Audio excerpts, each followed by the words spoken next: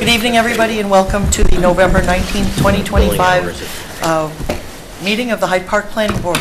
If you could please rise and say the Pledge of Allegiance with me. I pledge allegiance to the flag of the United States of America and to the republic for which it stands, one nation, under God, indivisible, with liberty and justice for all. The first item on the agenda is a new public hearing. This is for the Belfield Sterling PUD Phase 2 Final Development Plan for Lot 8. May I get a motion to open the public hearing? So moved. Second. All in favor, please say aye. Aye. Thank you. Welcome, everybody. Long time no see. Yes, thank you again for all your help and having us here tonight. Larry Boudreau with Belfield. We have the whole team here, and I'll let them introduce themselves as we go through it. I wanted to start and just kind of go through a general review of where we're at and where we're trying to get to. Of course, tonight we met, as a review, we met with the town board on November 10th, so a week ago Monday, and they referred our request to on the height and the building length variation requests that we made, and they also scheduled a public hearing for that matter on their next December 8th meeting. So that referral came to here, and we'd ask the board to ask us any questions that you may have on it. We've already reviewed it, but anything else that may come up to ask us. Of course, we'd like you to consider the recommendation back to the town board in time for their 12/8 meeting. So that request. And we officially referred that referral last week, right? Yes. Last week, yes. Yes. Yep. Thank you. No, we just received it. Oh, they were.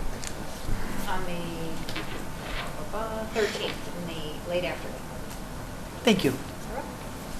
Thank you, Cynthia. Tonight we're going to go through some updates to the architecture elevations. We do have the landscape architect here, Dave, with Arterial. He's an expert in streetscape design, and he'll present carriageway tonight and how that all ties into Lot 8, the Sterling building and parking lots north and south. The lighting plan was coordinated with Dave and his team in Passero, and that was also submitted tonight.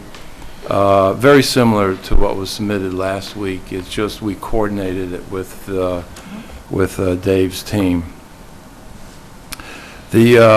The public access walks, as you remember, when we did the FDP, there's certain public spaces that we have to commit to when we bring on projects online. Of course, this would be putting on both sides pedestrian sidewalks along Main Street, which will total around 1,600 linear feet, because about 800 feet on each side. And again, Dave will present what we're doing kind of right at the center of the core of Main Street, adjacent to Village Green and the car drop-off area, so you'll see that.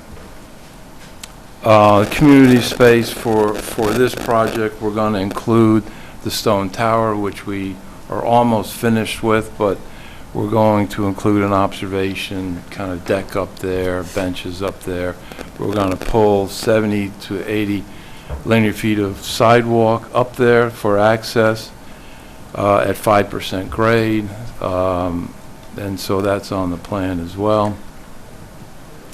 Chris has been making good progress with Pete and Tad on the SWIP, and had a meeting earlier this week, and he's looking to, and he can address that, he's looking to submit a full SWIP on December 2nd for the 17th. But the SWIP, the concept, the strategy, the technical thought has been presented and generally accepted, and so now he's going to finish the SWIP. We had 2 meetings with the fire chief, and I submitted to him this morning the the material that we submitted to the board. He wanted to get the most current, and that included the fire truck auto turn, so you'll see that. DC Planning has the material. They are doing their review. I am going to drop off a hard copy to them tomorrow. So after tonight is the next meeting will obviously is December 3rd and then December 17th, and that's it. You know, the end of the year. So we've been There it is. all working very hard, you know, to get this project done, and the whole team and the board has been very helpful with the progress that we made to date. We did ask last month that the board would consider a conditional site plan approval on the 17th, so we're all working towards that. And tonight, I wanted to make sure that we answer all your questions related to things that are boxes that have to be checked in order to do that conditional site plan approval. Of course, the architecture is number one, the landscaping, the lighting, and on the lighting that you'll see, Pass Road did pull in the building lighting, so that the photometrics on that was included. And then, of course, the SWIT. And with that, I'm going to turn it over to Nick and his team, and then we'll come back with any questions. Thank you so much for that overview, Larry. Good evening. Good evening. Good evening. Thank you for having us again. It's great to be here. I thought we had a really constructive meeting at the last hearing. We're really down to kind of, I'd call it fine-tuning some of the architectural elements of the building. You know, immediately following our session at the last meeting, we got to work. We've incorporated a lot of the material comments that were given to us. Michael can go through those, but I think we've really arrived at a building that looks pretty spectacular. The color scheme, I think, is tremendous. We've made some adjustments to the roof line that were more similar to the first go-around that we presented, which looks really handsome. So I'll turn it over to Michael. He can walk us through the presentation, and we hope you enjoy. Thank you so much. Thank you, everyone, and thank you for having us again as well. As Nick alluded to, we do have some revisions that we've worked through that really enhancements to the overall presentation. This is the same presentation that we've done before, so I'll skip through some of these different items as we go through it. But one of the things that you'll notice on our presentation is there's a few more logos, and that implies that we have Dave, our landscape architect here from Arterial, and he'll be taking us through some of the streetscapes here as we get through them in the very near future. Thank you. So as I go through this, we talked about what was happening here in terms of the history and how we're integrating into Belfield and Hyde Park. We talked about demographics the last few times, about who is actually going to be here. And then we really talked about the overall concept plans. And this shows now the new streetscape that has been added to the overall site plan. And one of the things that I wanted to implore is that we really have not changed the footprint of the building throughout this process. A lot of those things have remained constant, and that's allowed for our landscape architects and our civil engineers to really hone in on some of those details and make sure that we're imagining them and we're showing them in the renderings. So Dave will talk about in the next slide all the streetscape enhancements that we've made over the past few weeks to really make sure that the landscaping matches the building architecture that we've been going over. We also have enhancements to what's happening in the courtyard areas, really showing and diagramming how those are coming together as well, and Dave will talk about those things, and how we're integrating into the larger carriageway area and retail area in Village Green, which we've talked in length about. So that leads us then to Dave, and I'll let him introduce himself. Great. Thank you. Well, it's nice to meet you all. I'm the new guy to the team here, so I'll just take a second to introduce myself. So my firm is called Arterial. We're located in Montclair, New Jersey. And, in essence, we're an urban design and landscape architecture practice, but we have a unique niche, which is in the design of streets. So whether it's downtown streets, et cetera. So it's what we love to do. We do work, our probably furthest north project right now, streetscape-wise, is in Hudson, New York. And we do work all the way down to Atlantic City in New Jersey. So that's a little bit about us. So for this project, we're really happy to be involved. When we first saw this and spoke to Nick and Larry, it got us very excited to be part of in particular, the carriageway piece of this. So to get to it, Michael, can I have the mouse. I don't know if it's going to reach, but we'll see. We'll try. Okay. Dave, for the record, what's your last name? Lustberg, Lustberg.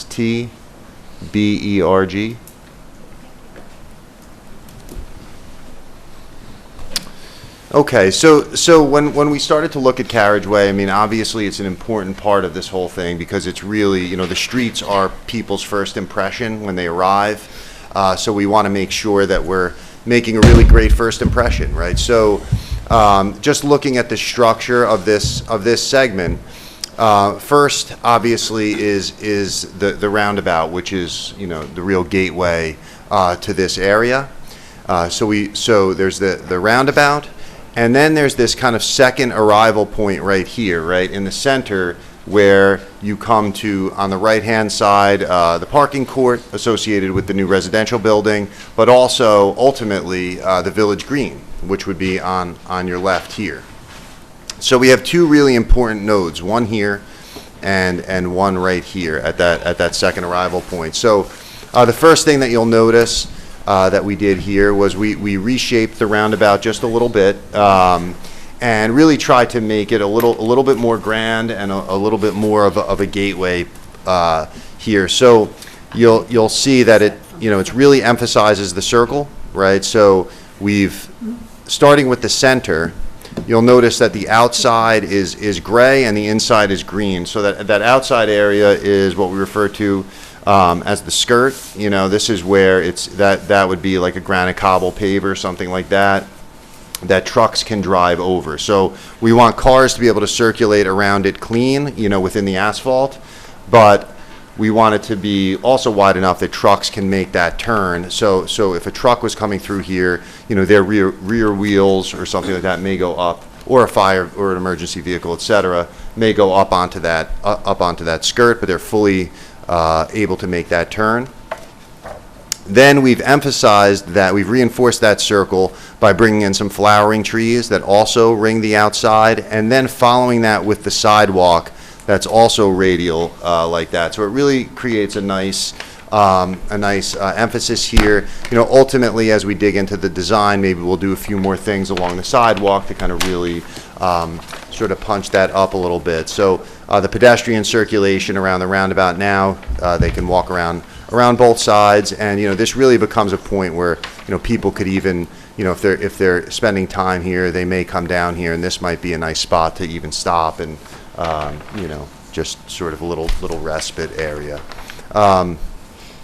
Then as we come in, we arrive at this point, and so one of the moves here that we made was to do what we call tabling that intersection, right? So this is an important point where people are going to be circulating back and forth ultimately between the green and the residential, and also visitors just that are walking up and down the street. This is going to be a major crossing point. So we want to make that, first of all, safe and slow cars down at that point. So tabling, if you're not familiar with that, is when you bring the road elevation up to the curb elevation rather than having the pedestrians slope down, the cars kind of come up. So it's almost like a very wide speed bump. So the cars would drive in, they come up at this point, and this is tabled across, and then they come back down. So pedestrians are crossing flush at this point. We still are providing landscape buffers on either side to funnel the pedestrians to the crosswalks. We don't want them just crossing anywhere. But this really prioritizes this as a pedestrian, pedestrian zone. So I'll click to the net. That's kind of the structure, right? You'll also notice a consistent rhythm of shade trees along both sides and a consistent rhythm of lights along both sides. So this starts to feel like a downtown street. Okay, so now we'll zoom in just a little bit on the streetscape itself. So a couple of important points, and I should say when Michael brings up the renderings in a little while, we've updated those renderings to reflect the streetscape, so you'll see it in a little more detail in those renderings. So the sidewalk itself now is the full 15-foot width, right? And that 15-foot width is broken into two parts, and this is typical of any streetscape. There's a 5-foot zone along the curb that we refer to as the amenity zone, and that's where the trees, light poles, furniture, all of those things fall into that zone. And then there's the clear zone, which is 10 feet wide. So it's a 5-foot amenity zone, 10-foot clear zone, and that's this width right here. Then you'll notice the shade trees spaced 40 feet on center, and we space those trees, we locate those trees so that they're aligned with the stripes of the parking, so that you don't end up opening your door into a tree or into a tree pit. We're proposing that the trees are in open tree pits that are they're the full width of the amenity zone, so 5 feet, and then they're 10 feet long. And those will be open tree pits, which is what we always recommend wherever possible. So those are, like I said, 5 by 10 open tree pits with the lighting spaced in between. Here you could get a better look at the mid-block crossing, at that tabled crossing. And then some of the imagery at the bottom here. The lower left, this is a tabled crossing, and this, so you can see, if you can see this, there's, the curbs are flush on both sides, and then we use planting beds, we could use landscape features, et cetera, to define that edge of the road. So we could use boulders, we can use bollards, we could use things like this, landscape. I think boulders are very appropriate for here, using natural stone. This, you can see here, this would be what a crossing might look like. So this crossing here, you can see this is sort of a view of what that might look like. Curb bump outs, so you can see this is a good view of a curb bump out with some landscape. So these pieces here, so a curb bump out is where there is no parking, we widen the sidewalk into the parking lane. So that shortens the crossing distance for pedestrians. So you could see on both sides here, the curb bumps in and then bumps back out. And what that does is it reduces that crossing distance by 2 full parking spaces, right? Because we're bringing it in on both sides. So the crossing is about 14 feet less. So that's a really nice safety feature there. So that's what you're seeing here. For the paving, the sidewalks are concrete, so that full 15-foot width is concrete, but we'll score it slightly differently within the amenity zone than we do in the clear zone. And we're proposing a saw cut score joint, which is what you see here. So as opposed to like a tool joint that you might see more often that has the frame, and we're proposing a saw cut joint, which is like this. It's a little bit more, it's a little nicer, a little cleaner. And then within the parking court, we would have a concrete unit paver around the outside for pedestrians. So that's a nice way of defining the private and public space. The pedestrian scale lights, which you see here. This is the style of street light that will be used, that Passero has laid out. And then, like I said, street trees spaced 40 feet on center. So that's really an overview of the streetscape, of the updated streetscape. When Michael works his way through the presentation, you'll see some of the renderings, and I'm happy to answer any questions at that point as well. So, Dave, Michael, was there anything? Did you want to go back one slide and just touch on the courtyards really quickly? Sure. Some of those elements. Sure. That, we've talked about them, but Dave has kind of designed them now from a landscape and architect's perspective, and I think it hones in on all the different things that we've talked about previously. So quick overview of the the three courtyards, right? There's this one that's far left, right, which that one is being reserved as a green roof, right? So that helps with the stormwater management, it helps with water filtration, et cetera, and it's just a nice sustainability feature. There, it's also nice for the units, you know, looking down on it, nice green space. The two other courtyard areas will be programmed. So the one in the rear of the building, we're envisioning as more of a passive space. So, you know, both of these courtyards, I should say, have been designed in keeping with the design guidelines that were set forth, you know, really emphasizing the landscape, native materials, et cetera.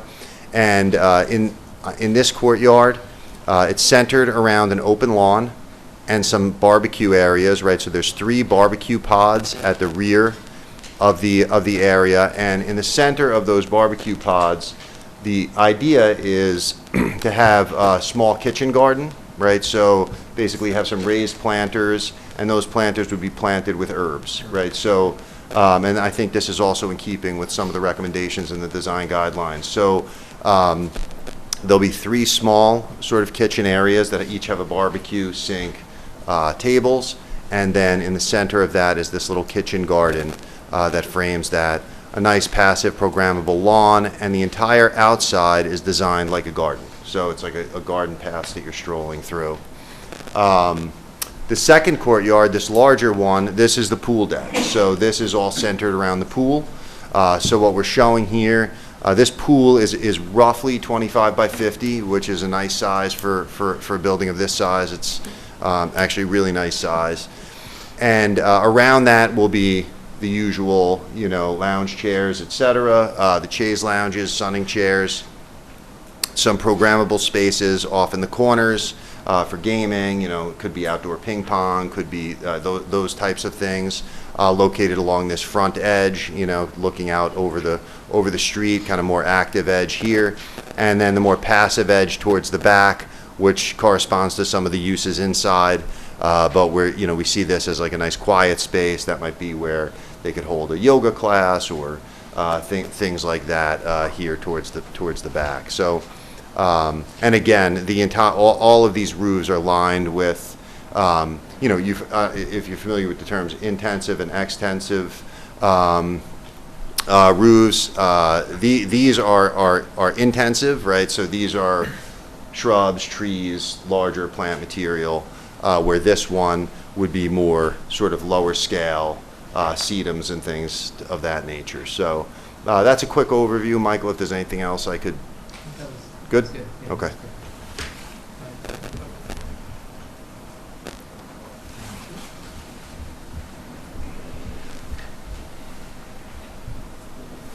So as we continue on, this is a main refresher of kind of what we had discussed previously in terms of the overall plans that we had and how everything now integrates together. We talked previously about the interiors now working with the exterior architecture. Now we're integrating that landscape architecture piece that works with what is happening on the inside of the building with the different amenities, fitness center, club room, all those different things, as well as the architecture and how we're defining it in 3D. So all of this progress is kind of coming together quite nicely and in the same way that we were envisioning it from the very start. We talked about the vibe board, how this kind of works together. We shared with you this is the lobby space that is being envisioned on the inside. Some additional imagery of how we're bringing that arched kind of entryway through and that vaulted ceiling, which we think is going to be very elegant. And then as Dave had mentioned, kind of integrating in what's happening on the inside of the building with the amenities to what's happening on the outside in those amenity courtyard areas, and how the club room areas kind of extend out through glazing and doors and windows into now this very elegantly designed courtyard space. Some theme imagery from Dave as well about all these different things. These are things that we've talked about previously in terms of just the different amenities that Dave has talked about, but also fire pits and those kinds of things that really enhance the experience as you walk through these courtyards. We talked about the amenity courtyard, or amenity space, that speakeasy space that we're putting at the top floor here, that has that great balcony space that will be looking out towards the views. We also talked last time about we step back the building on this side as well, kind of to mirror that same scenario on both sides of the building. And this is an image looking out from that amenity space on the top floor, just to remind everybody about it. That leads us into the materials. And this is where we have made some enhancements. We went back and we really did our research to figure out what stone we really wanted to do. And this is a Roosevelt stone, which we think will be quite nice here in Hyde Park. We also looked to kind of warm the fiber cement panel up a little bit to bring out those browns a little bit more from what we talked about previously. The rest of the materials, I think we all made the determination that they were appropriate and they worked within the palette that you saw. So in terms of the elevations, the big things that we've made adjustments to is that we did bring up the pitch of those roofs. We were able to modify some of the areas of the grading as well as in the building to really enhance those. And you'll see that in a rendering that we have. And we'll go back and forth like we did the last time, showing you what we had before and what we have now. But also we've made some kind of nip and tucks around the building. Mr. Waters, you gave us a lot of great comments in making sure that there was water lines and stone lines in different areas. We were bringing down that correct material in different locations. We have brought that through and really gone around and made sure that those things were brought through on all the elevations that were submitted to you yesterday as well. And you will see these, I won't go into these tonight because we have made those adjustments in different areas, and I think we've hit on all those different items. So that leads us to then the overall kind of comparisons. This is where we were in October. This is where we were in November. And now this is where we are today. And I'll just go back and forth between these two. You can see that this pitch of the roof was brought up, which I think works really nicely. And thank you, Mrs. Wasser, for highlighting that.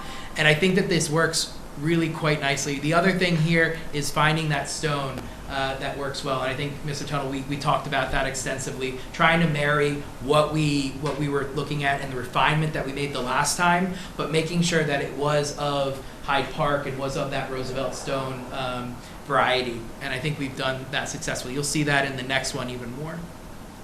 So this is where we were in October for the gateway element that we talked about. You'll see some of the enhancements that we've made, which I think works really quite nicely. This is where we were in November, and this is where we are today. And I think that this really marries everything that we've talked about. So Dave elaborated on what we're doing at the streetscape here. You can see the rolled curves. You can see the cobblestone areas. You can see the plantings that are native to the area and being enhanced. You can see some of the ornamental trees that are around that sidewalk as you enter into this gateway element.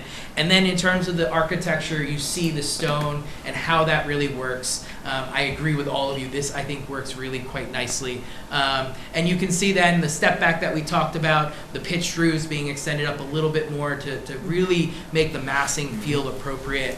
But then also all the jewel box elements that we've talked at length along carriageway. And that will lead us to the third rendering that we have. This is where we were in October. This is where we were in November. And this is where we are today. And you can really see these enhancements. The pedestrian realm has been enhanced. You can see how we're defining that curb, the amenity area along that curb that they've highlighted, but also that front yard piece. And I think that that's come to life even more here along those stoops. And we talked so much about those stoops, how that they were going to be activated, how they were going to feel right on the site and along carriageway. And I think that this really highlights how they are the right piece that really animates along carriageway, as well as provides that front yard experience for those units as well, which we think works really nicely. You can see here, we've really looked and seen how that water table comes across with that stone, which I think works really nicely and provides that base that's needed along that one-story component. And you can see how the wood really works well in terms of the palette and picks up some of the beige that comes out of the stone really nicely throughout the palette of materials.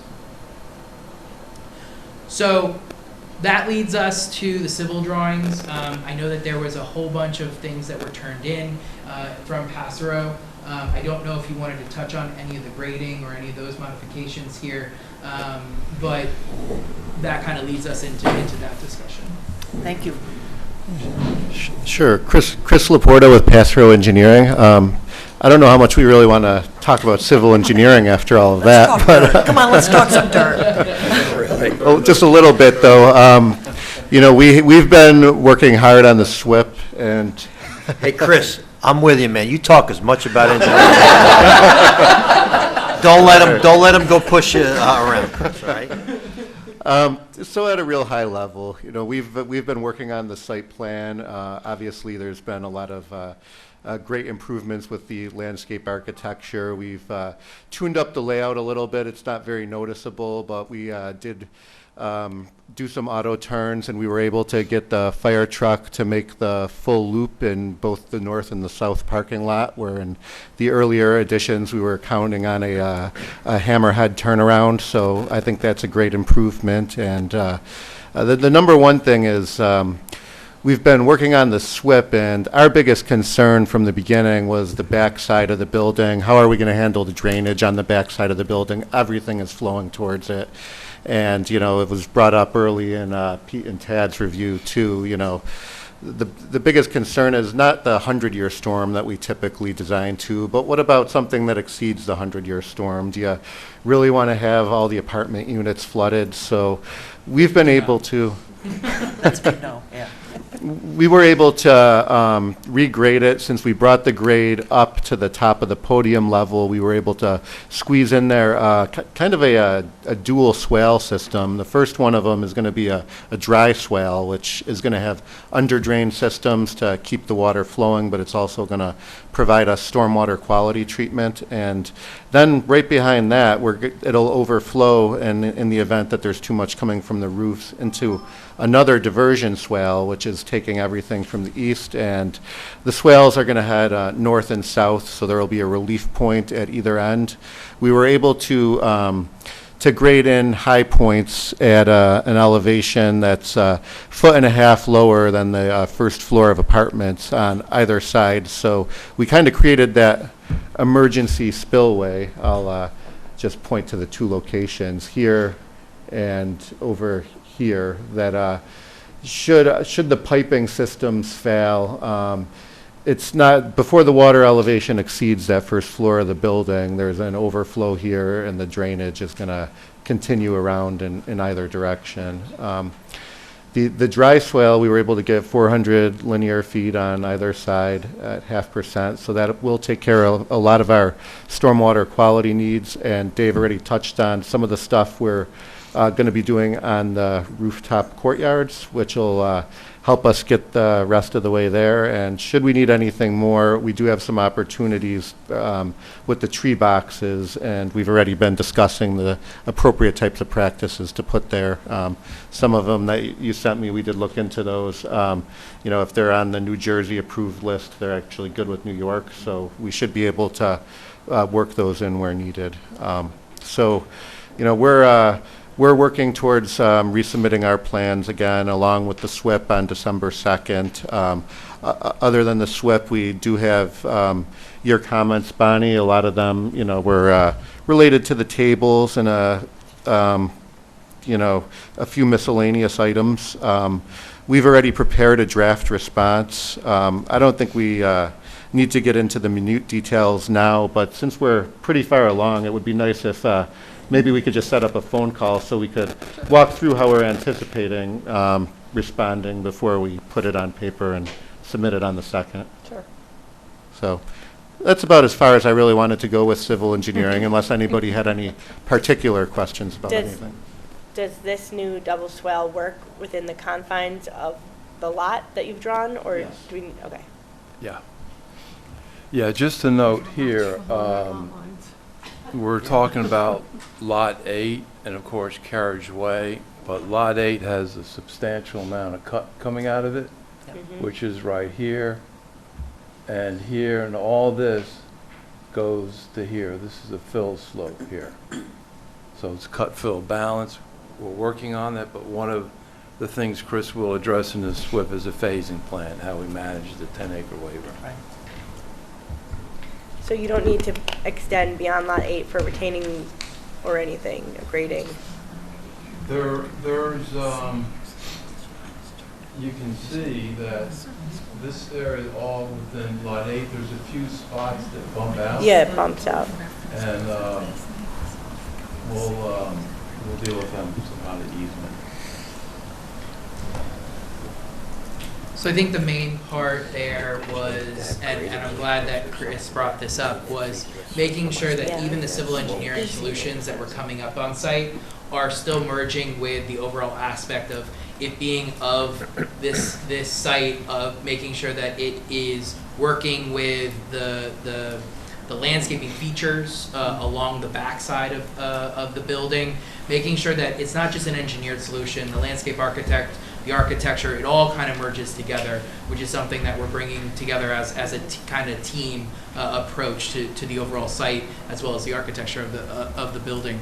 So that leads us to the conclusion of, you know, we really do believe that we've hit on a lot of the different ideas, the different suggestions, the different dialogue that we've had back and forth with the board that I think has been very constructive and has been really making the building that much better. And we're really happy to present this to you and hopefully hear any additional feedback. But I think that the items that we've shared with you really hit on all the things that we've discussed previously. So thank you so much. I really appreciate it. Thank you. That was an excellent presentation. I love how it incorporates so many of our comments and that you can actually show us the progression. And I know that my colleagues will be weighing in, but just very nice. And the landscaping on the streetscape really starts to look like a place now. And those courtyards, that really just kind of makes my it's going to be a great place to live. It is. It's a little bit of something for everybody, right? And that kind of, it told the story through the demographics. It is a little bit of something for everyone. I think you're right. Excellent. Okay. So I'm going to, is there anything else, Larry?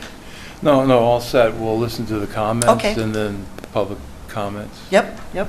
So I'm going to first start with Ms. Moss, who has her own microphone tonight. Is the glass clear or is it tinted in the windows? So typically there is a slight tint on residential glass, and usually that's a reflection that's done, so it's not clear. When you get clear, a lot of times you see too much. Yes. So there's a certain level of tint that will occur, but to the naked eye, it essentially is a clear glass. So in these images, they look bluish or greenish, and that's just the image, or is that the way the glass will appear? So that's actually the reflection. So when you look Okay. at glass, what a lot of times what happens is that it's reflecting the sky. Right. So you're seeing the blue that happens from reflection of the sky on that glazing. So that's what you're seeing through the renderings, is that you're seeing the glazing reflecting the sky and the green around it, essentially, and that's why you see those different pieces. So it's not like some of the high-rises that you see that have kind of a blue-green Oh, window. right. No. Almost like Yes. it's like not mirror glass. No, and that is because they mirror. Okay. They use a very high reflectivity. Here, we're not doing that. Okay. It's pretty much clear glass, but it does have a little tint and a little reflectivity. Okay. The other thing is that the last meeting we had, we talked about that drainage that's heading north that will go into an underground pipe that goes into the wetland. And if there was the ability for an overflow to be designed as a landscape element. So that was just something I wondered if we had. Did you mean on the south side? Did you mean on the south side? The south side of this building. Yes, right. Yes. Right. We were hoping the landscape architect could give us a little. Yeah, there you go. Actually, I think the civil plan looked good. That was the waterfalls, right? Yes. Yes, in See? the 100-year flood. Looking out for you, remember? Ann. That's Yep. where it outlets, and where does it go into that pipe? There, Yeah. right there. It comes off the back of the building, right? No, does. It comes off the hill. Is it piped or is it? I would say that if there's an opportunity to do anything, it'll be past the roundabout. Right now, we're showing the pipe extending pretty close to the wetland, but we could cut the head wall closer to the traffic circle, and This comes in here, yeah, you're not going to see much back there. What here, down, and then. goes into the parking lot? Remember we had. No, there's Yeah. no. It's all We- pipes under. Okay, There's because we had another- talked about, we had a little offline meeting there when we were going through all the drainage and the SWIP and talking about, again, in. Yeah, we were talking about this area in particular. And, No, we, it wasn't. we're gonna pop out some larger pieces. Oh, okay, I thought it was on the, I thought more it on was- the eastern side. Yes. Something that, Yeah. Because you have such, I mean, it's a Yeah. nice long run. you know, Thank you, Tad. That's all. Ms. Franson? So thank you very much. The details really give you a sense of how much time you put into it and trying to create that streetscape that the town anticipated when it approved the project, to create something that's, more than just a shopping center or, a collection of buildings. So I think that helps really tie it together. I was asked about the signage requirements for the building. And in looking at the sign design manual, which was dated from 2023, it really focuses actually on business tenants. Yes. Because back then, there were going to be more mixed-use buildings, and so you didn't have a need really for considering a purely residential building. So it seems that the real default then is that you're to follow the existing sign regulations in the zoning. And if there is some variation from the sign design manual or from the zoning, that it would be approved by the planning board. So I think that to the extent you're showing signage, and I suspect you put that in there, but I don't know that that's the name of the building at this point, you're giving us a sense of what it would visually look like. We should probably get a little more detail on that and for the planning board's consideration. So, Excellent point. thank you. Sure, and we have detailed that on A09 in terms of the residential signage that we are Okay. asking for, but we can add a few more details in terms of materials and just overall size, and we'll look at the I think it's, ordinance. yeah, especially the I size. can work with you on that. The other thing I wanted to ask Nick, do you want a monument sign? Yeah. Yeah, so we need to show a monument sign. Yeah. Yeah, the monument signs in the sign design guideline, Yeah, they think especially of directional, Right. pointing to a building or an address or to a tenant. So I think, yeah, again. And Okay, so I we'll- think the way that it's reading is it gets referred to the zoning administrator, and then Yep. the zoning administrator refers it to the planning board. And you are right, Bonnie. We haven't decided on what the actual name Name, is. right. So, that will change in terms of the size of the overall sign and how we're essentially doing that on the canopy of the building at the main entry. So, those are things that will still have to be hammered out and work with the town to get final approval on. Thank you. yeah, and just to add, I would think we'd add on the site plan a monument sign kind of somewhere around here as you come up. So, just reminding, when you proposed your sign manual in 2023, only, monument signs are only allowed at the entrances and at pad sites. For each lot, right? No, entrances to the project, Belfield site. The monument, right. So, now, I think, honestly, I was going to recommend you take a look at your sign manual, because I don't know if the aesthetics in there and the colors that were chosen are working with this building anyways. So Okay. it's not something you need for the 14th. No. It's something you can work out later, but I think you can also go back to the original approved design guidelines. So the sign manual came in after Yes. the overall sign. Yes. So the bigger design guidelines also have a section on signage. Okay. So you may be complying with that. I think this was created for Phase 1, for Phase 2, especially for the businesses. Yes, when And it so I would go back to the envisioned basically original a whole design Main guidelines. Street Yeah, and not Retail an at the apartment. bottom, Yes. Exactly. residential It's, above. yeah. yeah. So to go back to the original guidelines, I think that would, Okay. that would help you probably. Okay. But, And- you know, if you want to take a shot at redesigning this sign design manual, it's there Well, for you. we Well, now worked with things are starting Grace. to take shape now, so you Yeah, can, yeah, we worked with Grace on it, and I mean, we always knew we would be amending it from time to time. Right. so- yep. Yeah. And that ability exists, Right, so right. it might be Okay. timely. The only, and this is just, I don't know if you covered it, I may have missed it. I'm curious, so when you have these courtyards and these spaces with grass, et cetera, is there a stormwater flow that comes out of it, and that's all attached into the stormwater system? Yes, Okay. yes, so these two guys are working on that. Okay. Hey, you're butting into my area. I'm just, I just wanted to do a transition over to you.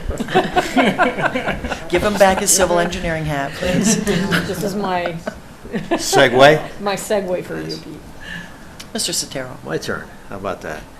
Well, I just want to say that this is one of the most beautiful, like, buildings that I've seen in, like, a long time. I've been around the area a long time, worked in a lot of, municipalities that have my other consultant colleagues here, and this is just going to be like a showpiece for, the Hudson Valley. I think between this, the hotel, and other things to come, you're going to have people coming here just, to see, the buildings. So you did a really nice job. This is really beautiful, so. But having said that, without having civil engineers and designing water, sewer, grading, and drainage, you wouldn't be able to do these wonderful things. There you go. There you go. Just want to get that out there, Chris, right? My wife is a civil engineer, so. Look at that, that's nice, that's very nice. So, so we did have a discussion with Chris and Tad and myself and Larry. We went over, the concepts, as Chris has said, regards like the drainage. So, the concepts are there. One thing that I brought up was that as they're designing the stormwater facilities for this project, that they should take into account some amount of impervious area from the village green area, because not a lot of the drainage, most of the drainage from this building is going to go through the village like green area to a stormwater management area in front. So obviously, make sure that that's going to be big enough to accommodate the village green. So so they're going to make a submission. I am going to be away down in Georgia and North Carolina from the 2nd through the 11th, but I will look at stuff while I'm away. I'm going to have my stuff here. We're not going to have time to do a complete review of the SWIP, but what I'm going to do is go through and look at, the basics and just make sure that we're comfortable, enough so that, assuming we get to a conditional on the 17th, we'd be in a position to write a letter saying, we reviewed enough that we're comfortable with it.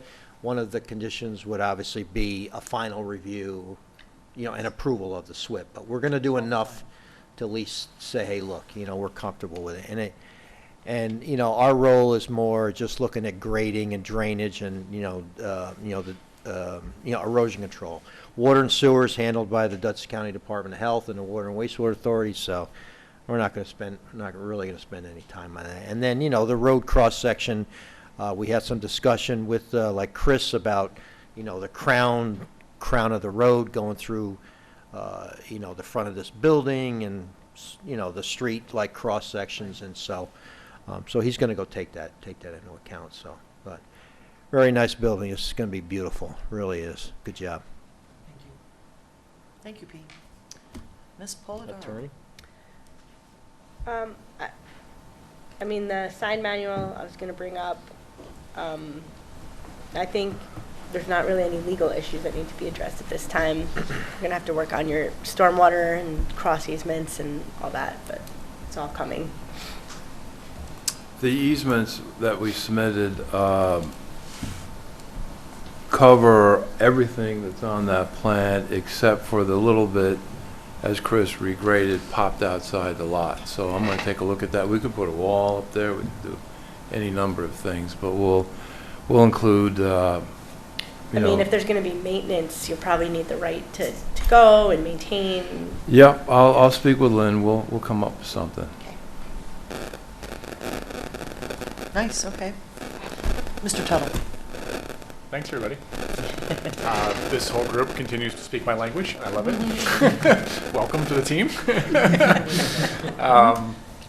I just have a couple of small things on this really great project. The lighting, you said you've added the building lighting. Are you considering the lighting plan, finished at this point? Yes, yes. And Michael can speak to it, but the lighting on the building, isn't street lighting. It's just to light the doors that go in for the residents. Sure, So it's right. very minimal. Yep. Makes hardly any impact. Yep, great, okay. Just wanted to make sure that it's with the street lighting now and the building lighting. I'll make sure I review that in the next week or so here. Just to, the rooftop garden, my only comment about that is, how many hours of daylight is that is that roof going to get? We got 4 stories on 3 sides and a hill running up the other way. Yeah, I mean, plant selection and such, but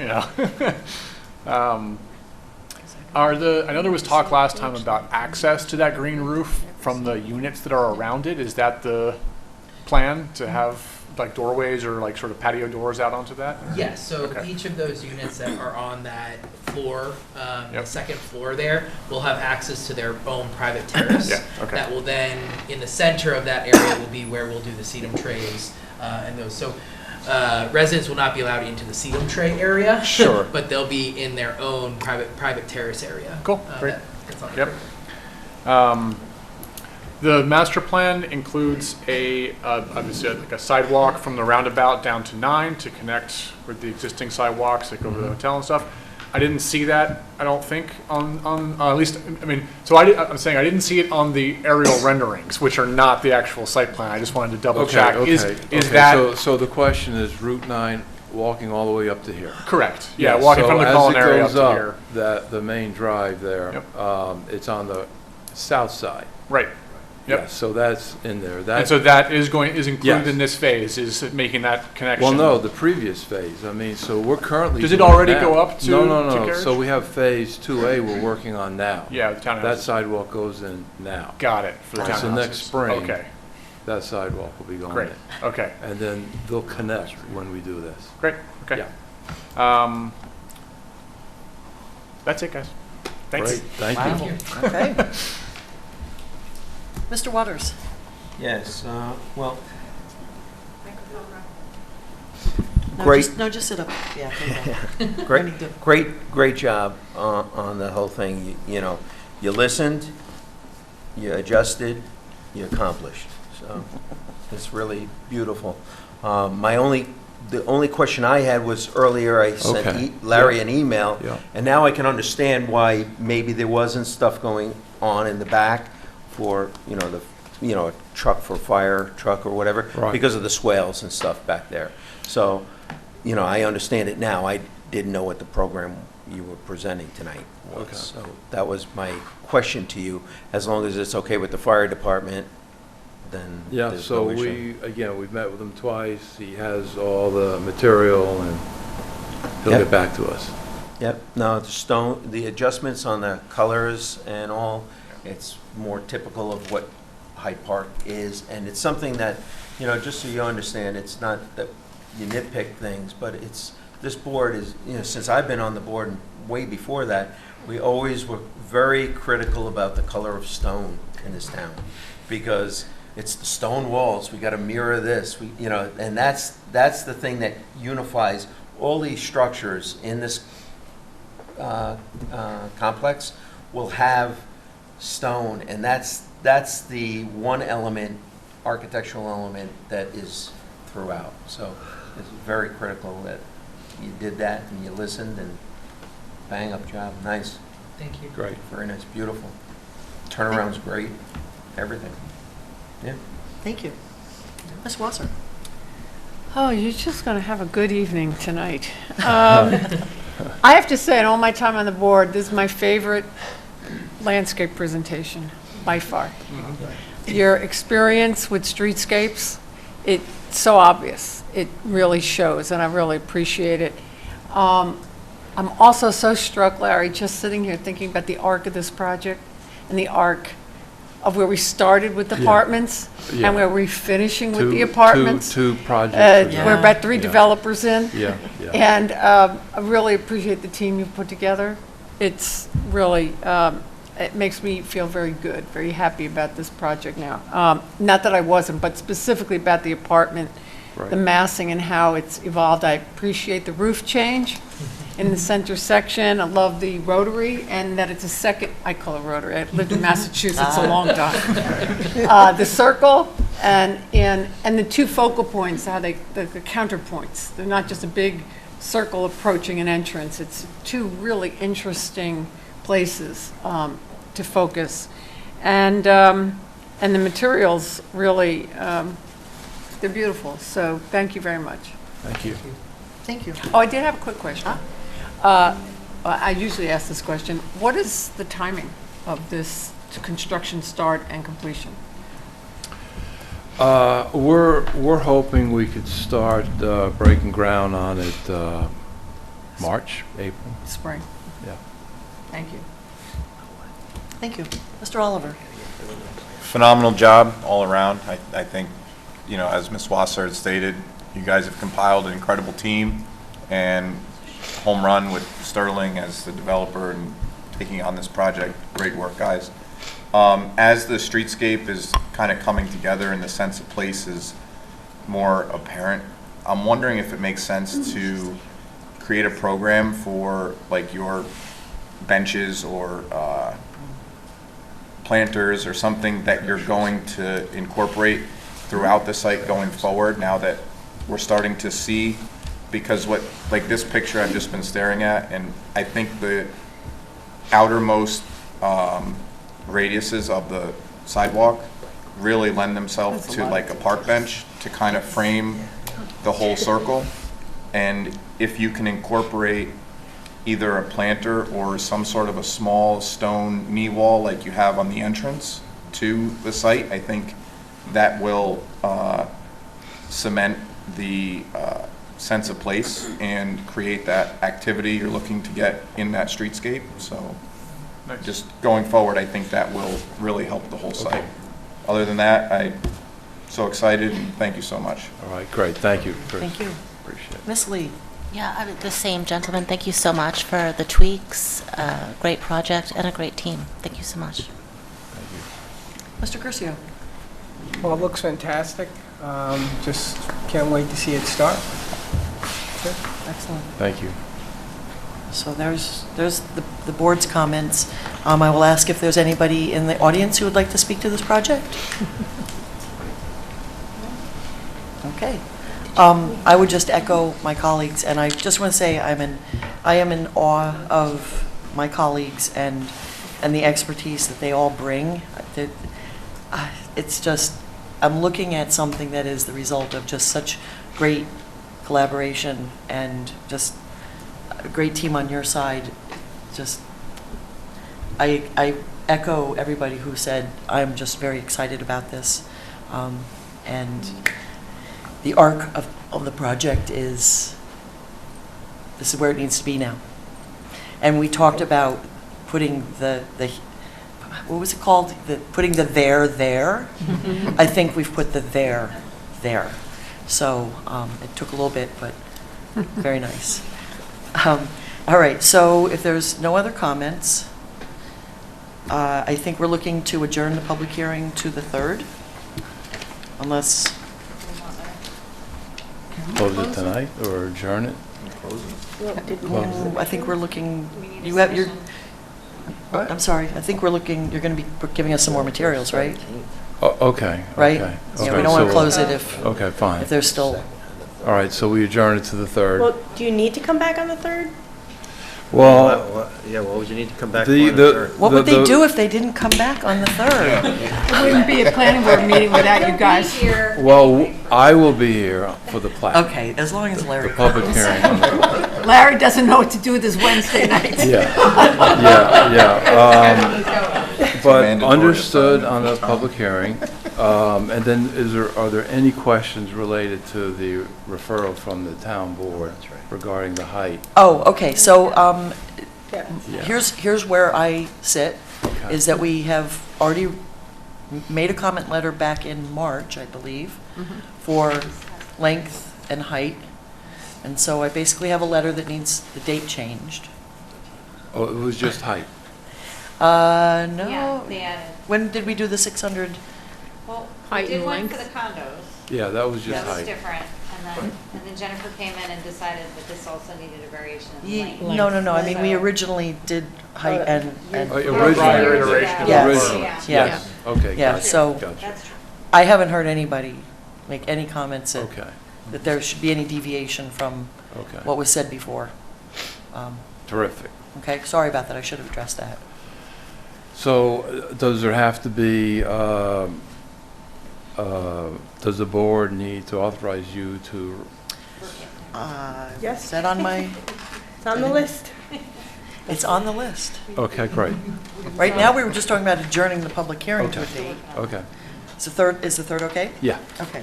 So can I get a motion to adjourn the public hearing for this to December 3rd? So moved. Second. All in favor, please say aye. Aye. Okay.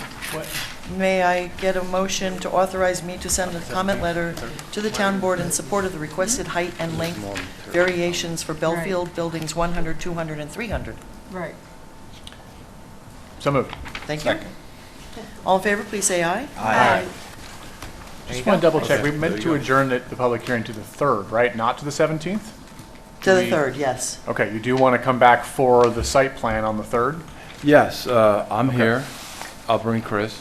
Address any But any there's no comments. submission The yet. submission's not till, the 2nd, so what are we Right, gonna talk but- about on the 3rd? That's for the 17th. We often provide material during, There's going to be something that's going to Right. be updated, I'm Right, sure. Larry's on a mission to finish it this year. He'll be here. That's right, is that, we're good. I think we're good. all right, we're all set? I think we're all set. Great, thank you very much. Thank you, gentlemen, for all Thanks, coming everybody. out. Thank you so much. Thank you, Thank Jennifer, you, Nick. also Thank is you, out Mike. there. Thank you, Dave. Have a good night. Thank you, Chris. So like it's a Walton's. Engineer, Yeah, right. I saved for last, the engineer. Nice to meet you, Dave. Okay. The next item on the agenda is a continued public hearing. Nope. The next item is a continued public hearing for the rent-a-space self-storage. The applicant is not here this evening. Can I get a motion to reopen the public hearing? So moved. Second. All in favor, please say aye. Aye. The applicant unfortunately was unable to attend tonight, but they did ask us to adjourn the public hearing to December 17th. They are currently working with their landscape architect to come up with a plan that will hopefully be met with a thumbs up from Scenic Hudson, who are looking to have good coverage on the landscaping. We did a site walk a week and a half ago. Almost the entire board was there, consultants, and including Scenic Hudson, and who else was there? There was a lot of people on site, and we got a really good taste for the visuals. And it's a tight lot, but we're pretty sure and confident that the landscape architect will be coming up with maybe a little bit more higher models of some, I don't say it right, I'm not a landscaper, but Taller. taller specimens. Thank you very much. Is there anybody in the audience that would like to speak to this application? Go through, ask Ms. Moss, did you have any comments on this? No. Ms. Franson? No. Mr. Sotero? No. Ms. Polidoro? No. Mr. Tuttle? No. Mr. Waters? Just that we had a great site visit. I thought It was a very beautiful day. productive. Really Beautiful day, yep. Yep. Ms. Wasser? Nothing to add. Okay, Mr. Oliver? Just a quick question. I know at the site walk, we talked about the possibility of Scenic Hudson allowing the applicant to plant on their property to help Yes. with their screening. Was there any further discussion of that? So that would, and Victoria, correct me if I'm wrong, that would entail doing some kind of an easement and a Maintenance agreement. maintenance agreement, and there was another one, a covenant? Well, so there was discussion between the applicant and Scenic Hudson, and Scenic Hudson was saying, if you're going to put trees on our property, we want you to maintain them in perpetuity. We will let you use our land, but you've got to be responsible. And so I think the applicant doesn't want to do that. Well, so and it's going to be very hard, it's going to be a tremendous hardship on them.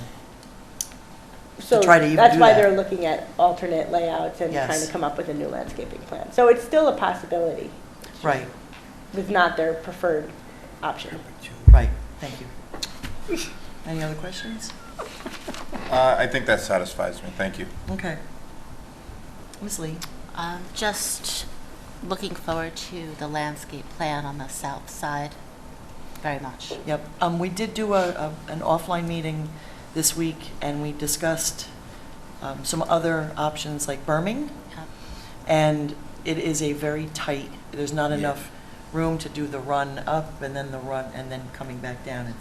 It's too narrow. So again, Michael Boyce is their landscaper architect, and he's really good at what he does. So they're going to ask him to step it up just a bit. Looking forward to it. Yes. Mr. Gercio? No comment on it. Okay.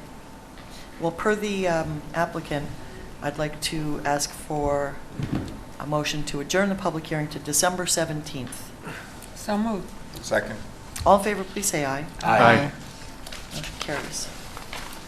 Okay. Next item on the agenda, there's no more public hearing. Next item on the agenda is a workshop with the CIA Hotel and Villas. I see we have a team in the back. Come on down.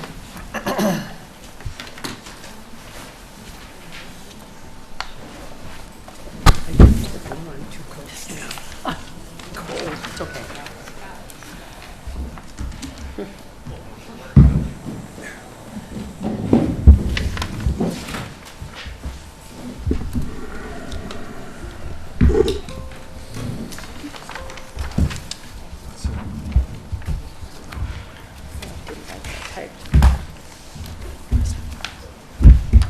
Good evening. Good evening. Good evening.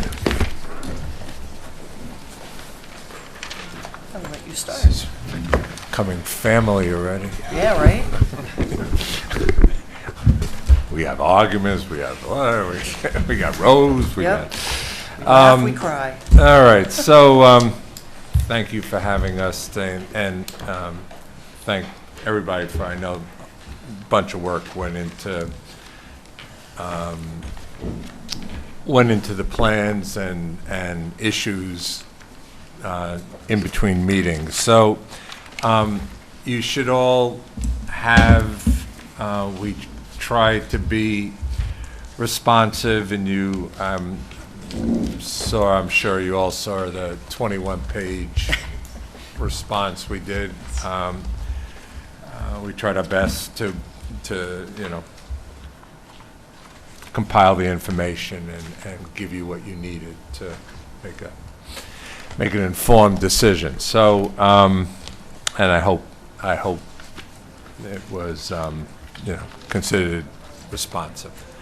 So I thought I'd go through a couple of issues that we know came up in that, and talk a little bit more about it in detail and have some dialogue. So we know that there was, we did get some feedback on the Coco's, most specifically the back of the house wall that was greater than 100 feet. And the design standard per the code with respect to fenestration and attenuation of that wall. So apologize, but Gensler, Mike Gotti is on the road tonight, is down out of town, but he did prepare that elevation, trying to address with the the vertical elements to create the shadows and articulation that he thought would address the fenestration. I know, Rob, that you two talked about it some. And there's the material board. I have hard copies of that if you think it would be worthwhile. Sure, please. Okay, yeah. We didn't make enough for everyone, I apologize. We can share. And you can send digital too. Yeah. We'll share. Share with you. Someone can have some. I got my own. All right. I don't need it. Thank you. Also, it doesn't really show on this particular rendering, but we will be foregoing flat roofs. There will be a pitch roof, metal roof? Yep. Metal roof on that, behind those. So we'll include that in the final rendering.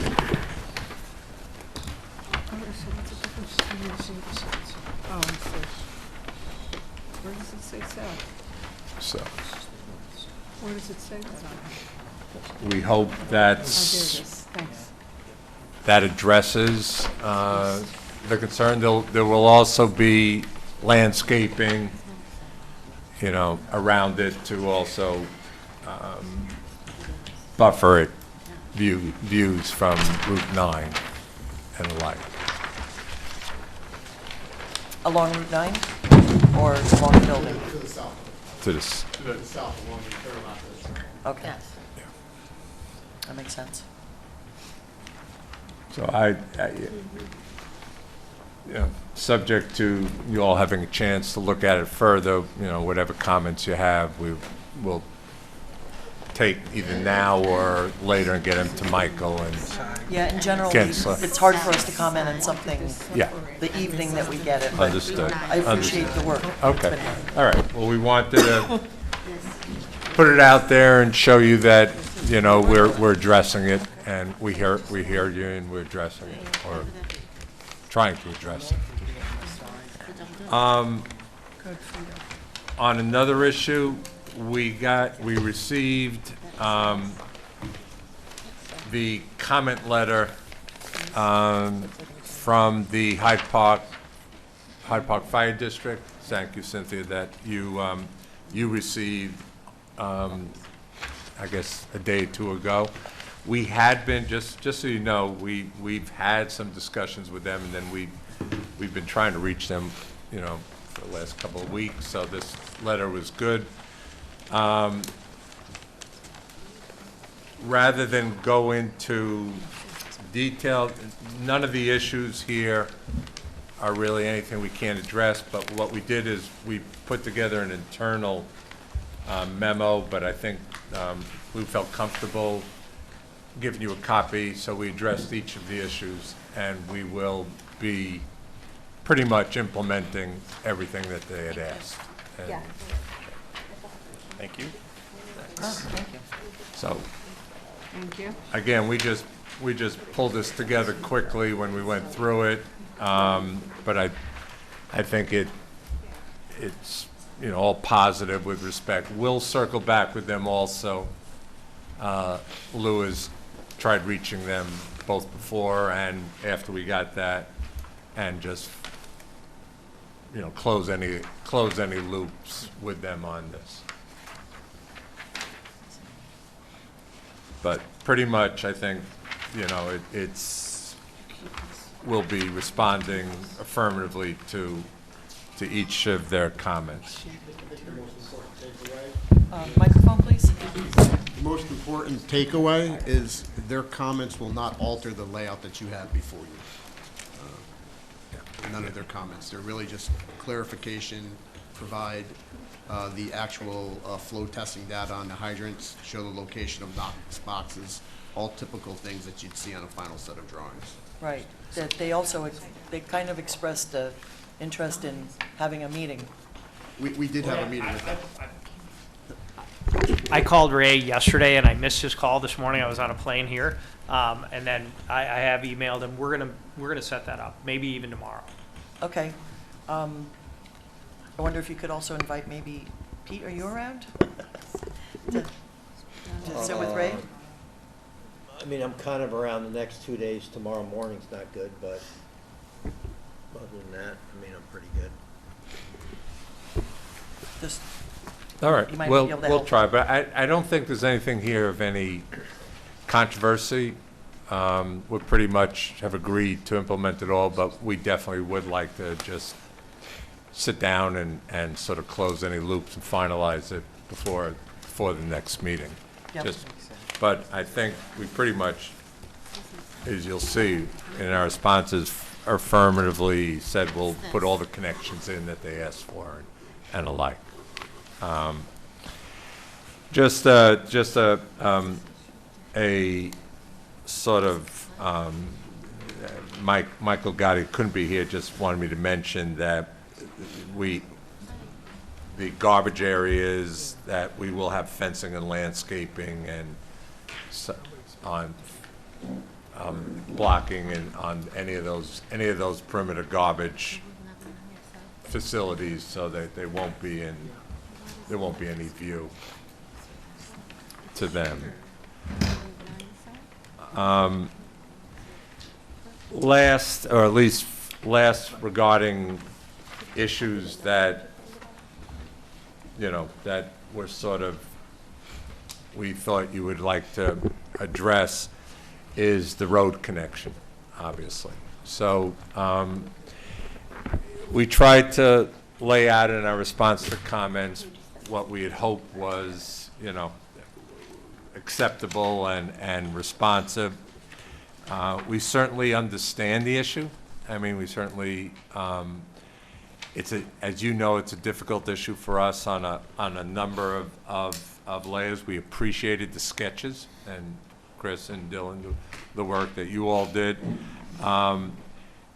Clearly, one of the things we try to highlight in our response is that the garbage compactors and those elements that now would seem to block the connection are things that can be moved and will not preclude connecting at a future time, where practical. There has been, I know in the comments that, Chris, that you and Dylan had, that you talked about, that we had included that the adjoining mall to be a future expansion, or there was that. That's a real possibility. I mean, there's been a lot of internal talk about, as we develop that is going to be part of the gateway. The use there now is not that compatible with the type of resort that's being developed. And I think that when and if, we were to do that, creating that connection would be a different logistics. Up until now, if we were to sort of even look at that as today, and what I meant to say is that will not be precluded, but today I think it would be a very complicated undertaking. You've got the economics, that would be a major easement coming right through our property. There's typically an economic issue with that. Who's going to maintain the property? Who's going to, build out that connection? The liability issues, the economic. There's getting the CIA to approve that would not be easy. You have issues of more traffic coming in and Route 9 improvements that would have to be probably undertaken. It's not something that we could implement in the near future.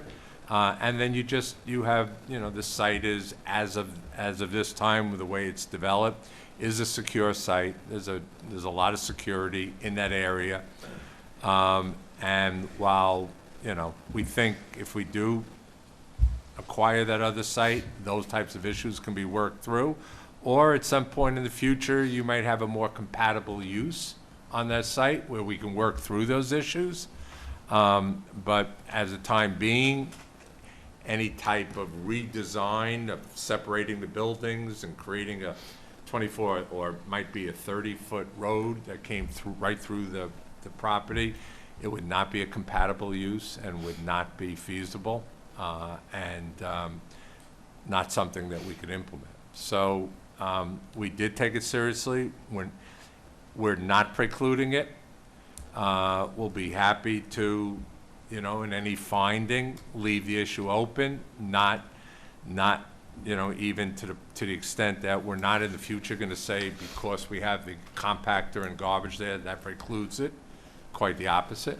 We think in the future, again, if we had a compatible use and we were to acquire it as future expansion, we think we would probably be able to work with that and create something that would, but now, because of the complexity of doing that with a neighbor, the issues I've talked about, and just the conflicts that would be caused by the uses that are there now and what we're trying to develop, we don't think it's implementable at this stage, but definitely not precluded. When you say not precluded, can you pull up your plan to show how it's not precluded? Yeah, if you want to poke it. Yeah, it's done.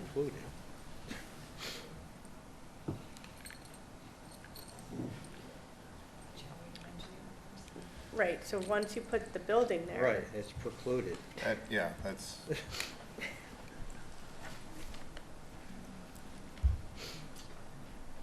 Chris, do you want to?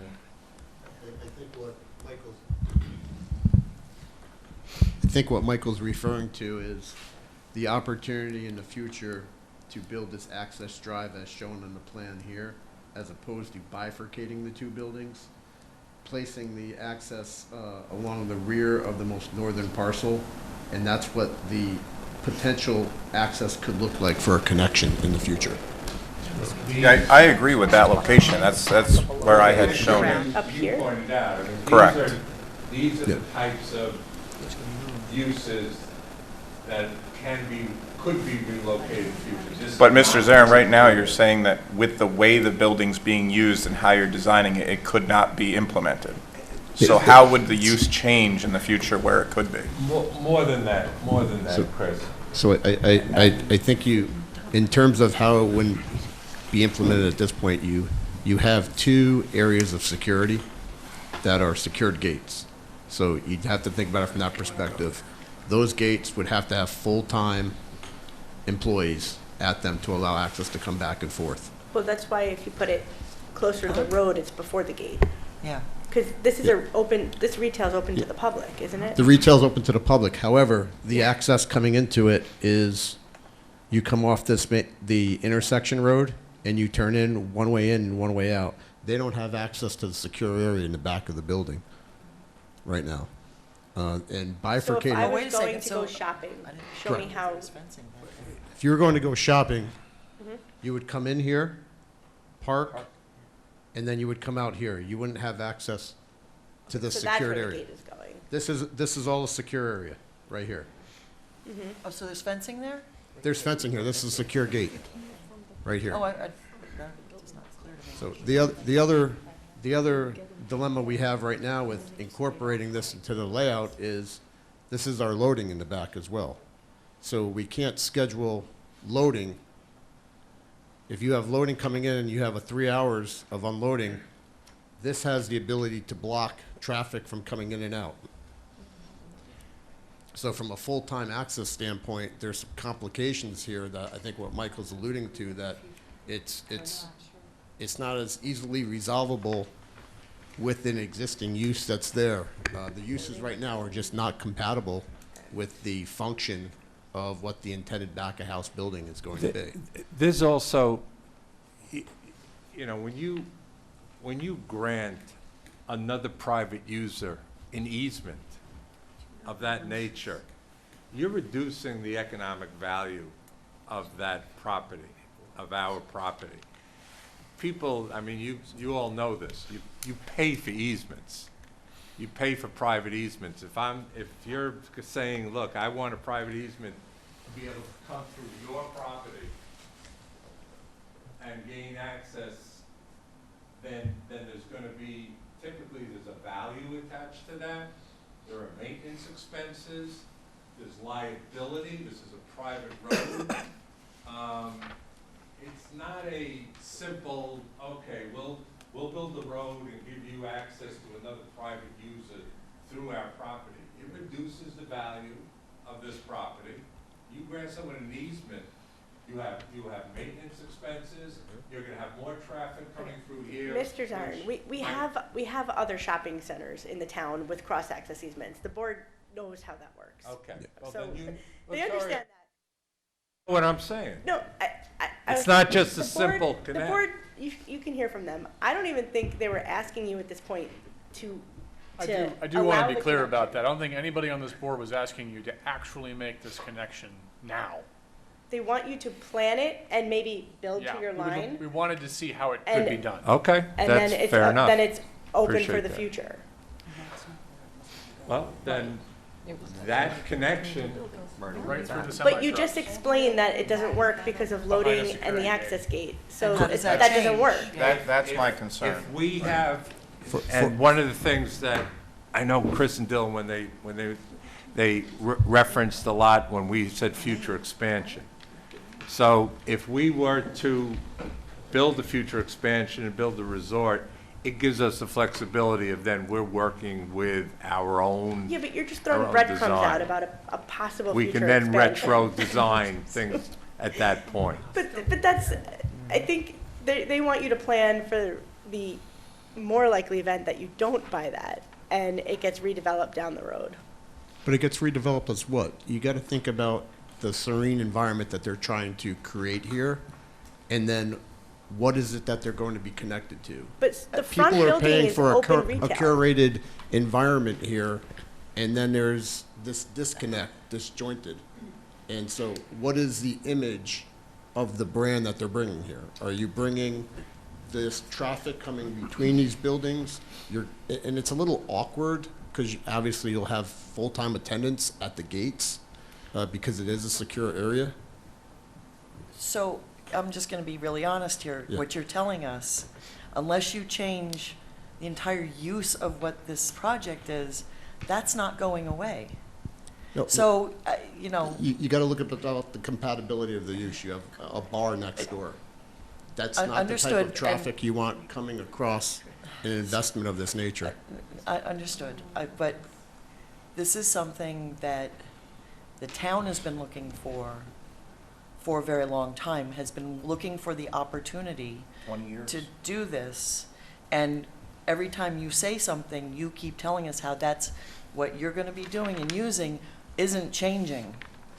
There's always going to be a guard, there's always going to be a gate. So how are you designing and planning in now for future expansion on the site to make it easy for you to economically implement this? So now's the time to do it. Everything is on paper. So, you've been given, kind of clear ideas. My other point, you keep talking about a serene environment. This is on Route 9.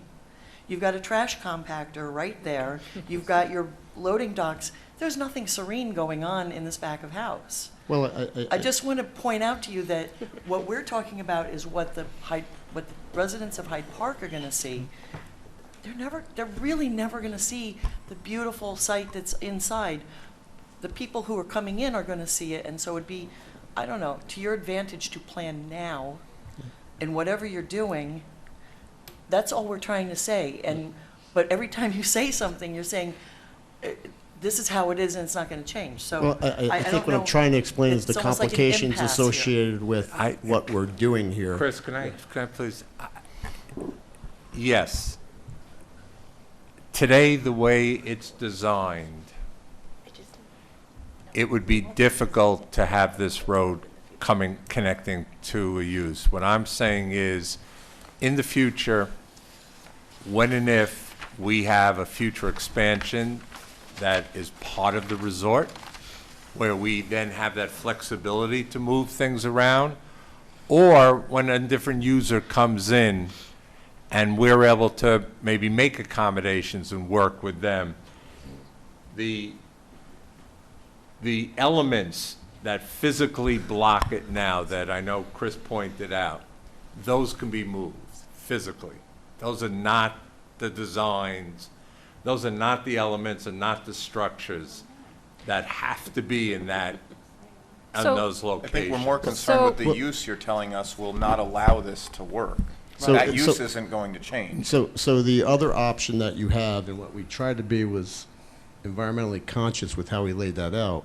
The other option you could have in the future is to further extend that roadway into the stream corridor and kind of around and almost come parallel with the valet parking area in order So- to get a roadway in there. I have a question. Sure. So I think what the board had been looking for was that this is an L-shaped building. It's a pretty big building. Why can't there be a gap for now, for the future, between the retail part of it and the back portion of the building, which is back functions? So don't. Changes everything. Don't, you know, you're not going to build anything, but literally, if you do decide to take over the property to the north, or if it's something that really fits within your model of what you want to be, you've created that gap where in the future you could provide the connection. It can be lawn, it can be landscaping. It's just, if you have it there, you have more of a direct connection. Right now, you're not really going to want someone to go around the building to the back, by the loading docks, over back toward, you know, the northern building. So I think it's just Bonnie, about creating a gap between the building Yeah, but we don't for the want- future. We don't want, I mean, the point about having a road coming right through the middle of it Well, you're not. you're- is not any more appealing than breaking up the building. Yes. I think the point You're gonna that have is being, queuing excuse me, traffic Chris, along the front. I think that the point that's being raised is, in the future, if we were to connect that, could we work and figure out circulation patterns and security measures that would permit that? That we could rearrange and move fences and move gates and you know, and create a circulation that would work in there, because physically we can connect it.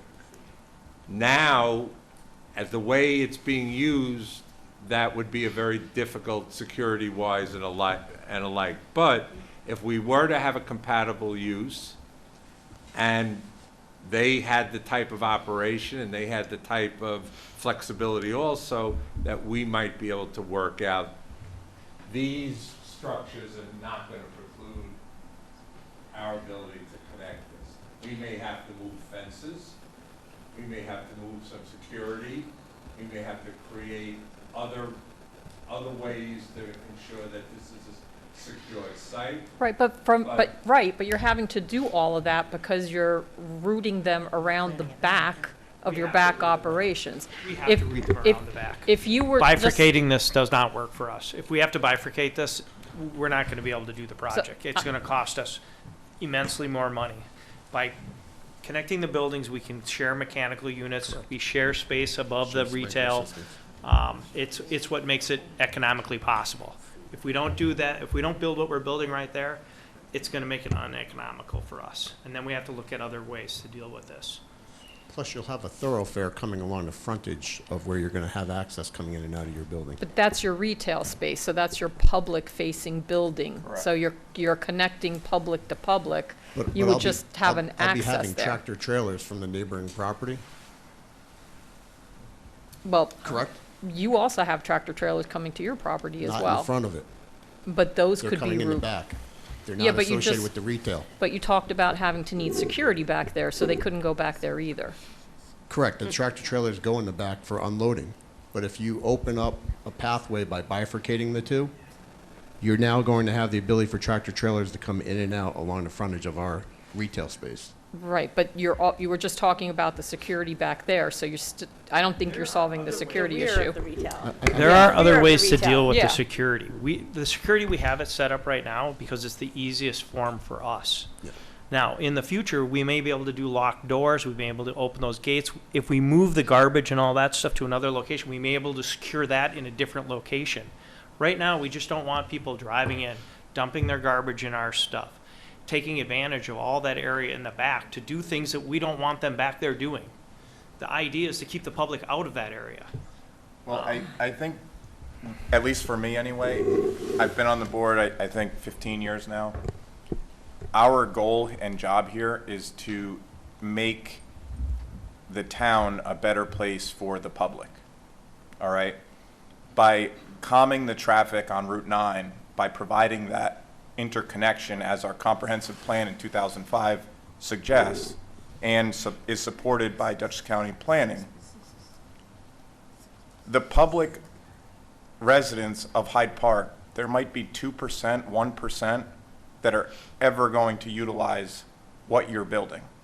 So in my opinion, and again, I'm extremely pro-business and pro-development, and I always want to be helpful for you guys, but this connection is essential to creating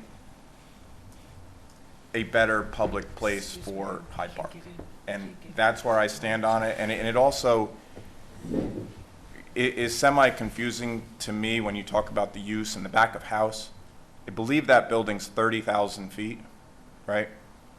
You have another back of house building on the site in exist. I think it's maybe 15,000. I forget the actual, it's, unless you took it out and you didn't change it. We only have one back of house building on the site, right here. On the other site plan. In the SAD district. Yes. There's another Or did that building, get in- moved? unless you omitted it and it's. Too small. We have, There are two small service buildings, but they are not 15,000 square feet. No, I didn't say there were 15. I don't have the actual square footage on it, but it's labeled back of house, and it looks. Those are back of house. They are back of house, but they are not the main loading and unloading. Those are just for housekeeping, towels, fresh towels, computer equipment. Those are small buildings that are just there to accommodate that. They were never meant to be what this building is going to do for cart storage and breakdown of materials and garbage and the larger garbage for actually hauling out. this is going to receive all the goods coming in and then circulate it going back out to the various buildings. And will it be restricted to that type of use?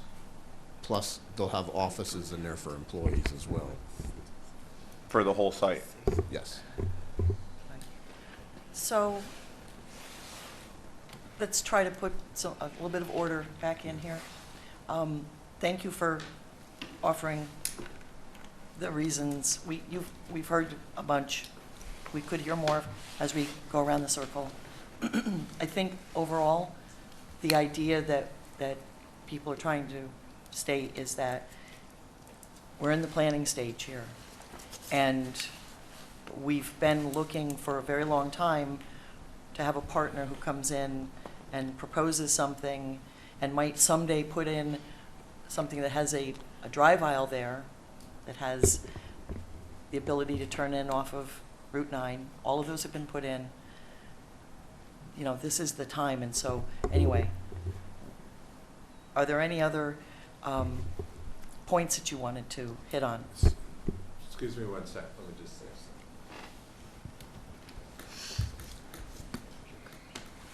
something.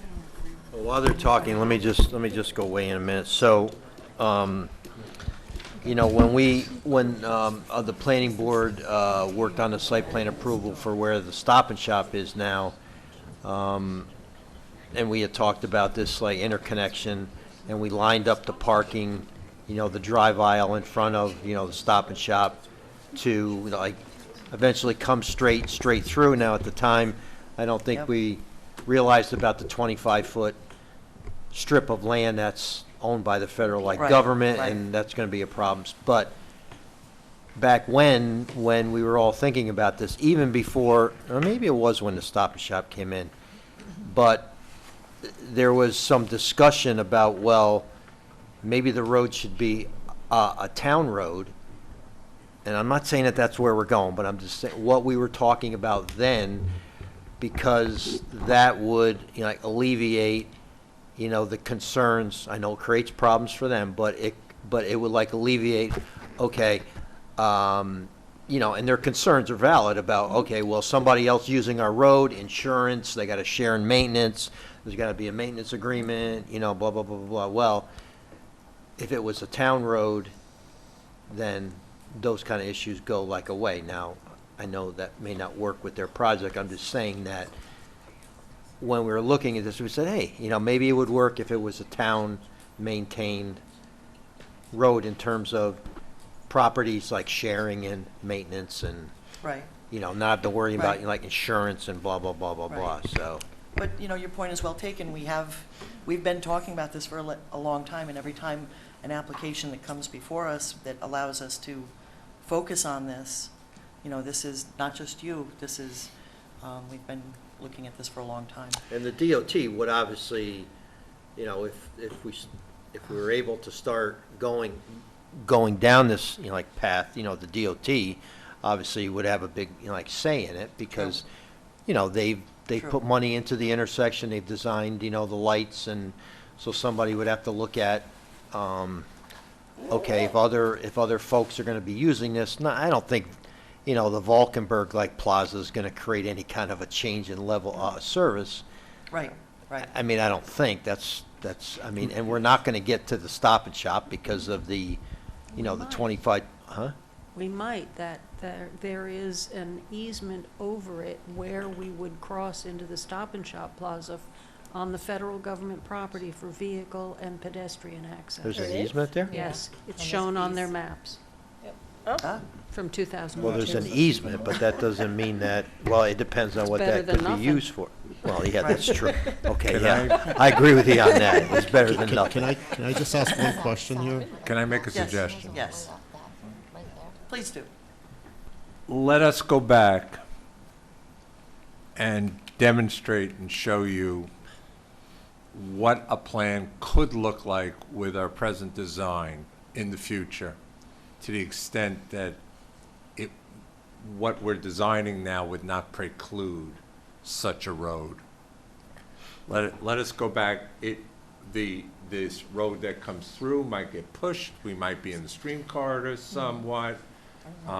We would maybe, we would move the compact. We'll play with what happens if we were to expand on that site, and maybe there would be things that would get moved to that site. But let us demonstrate to you that the way the buildings are structured now or designed now and the way they're located would not preclude such a plan, and show what that plan would look like.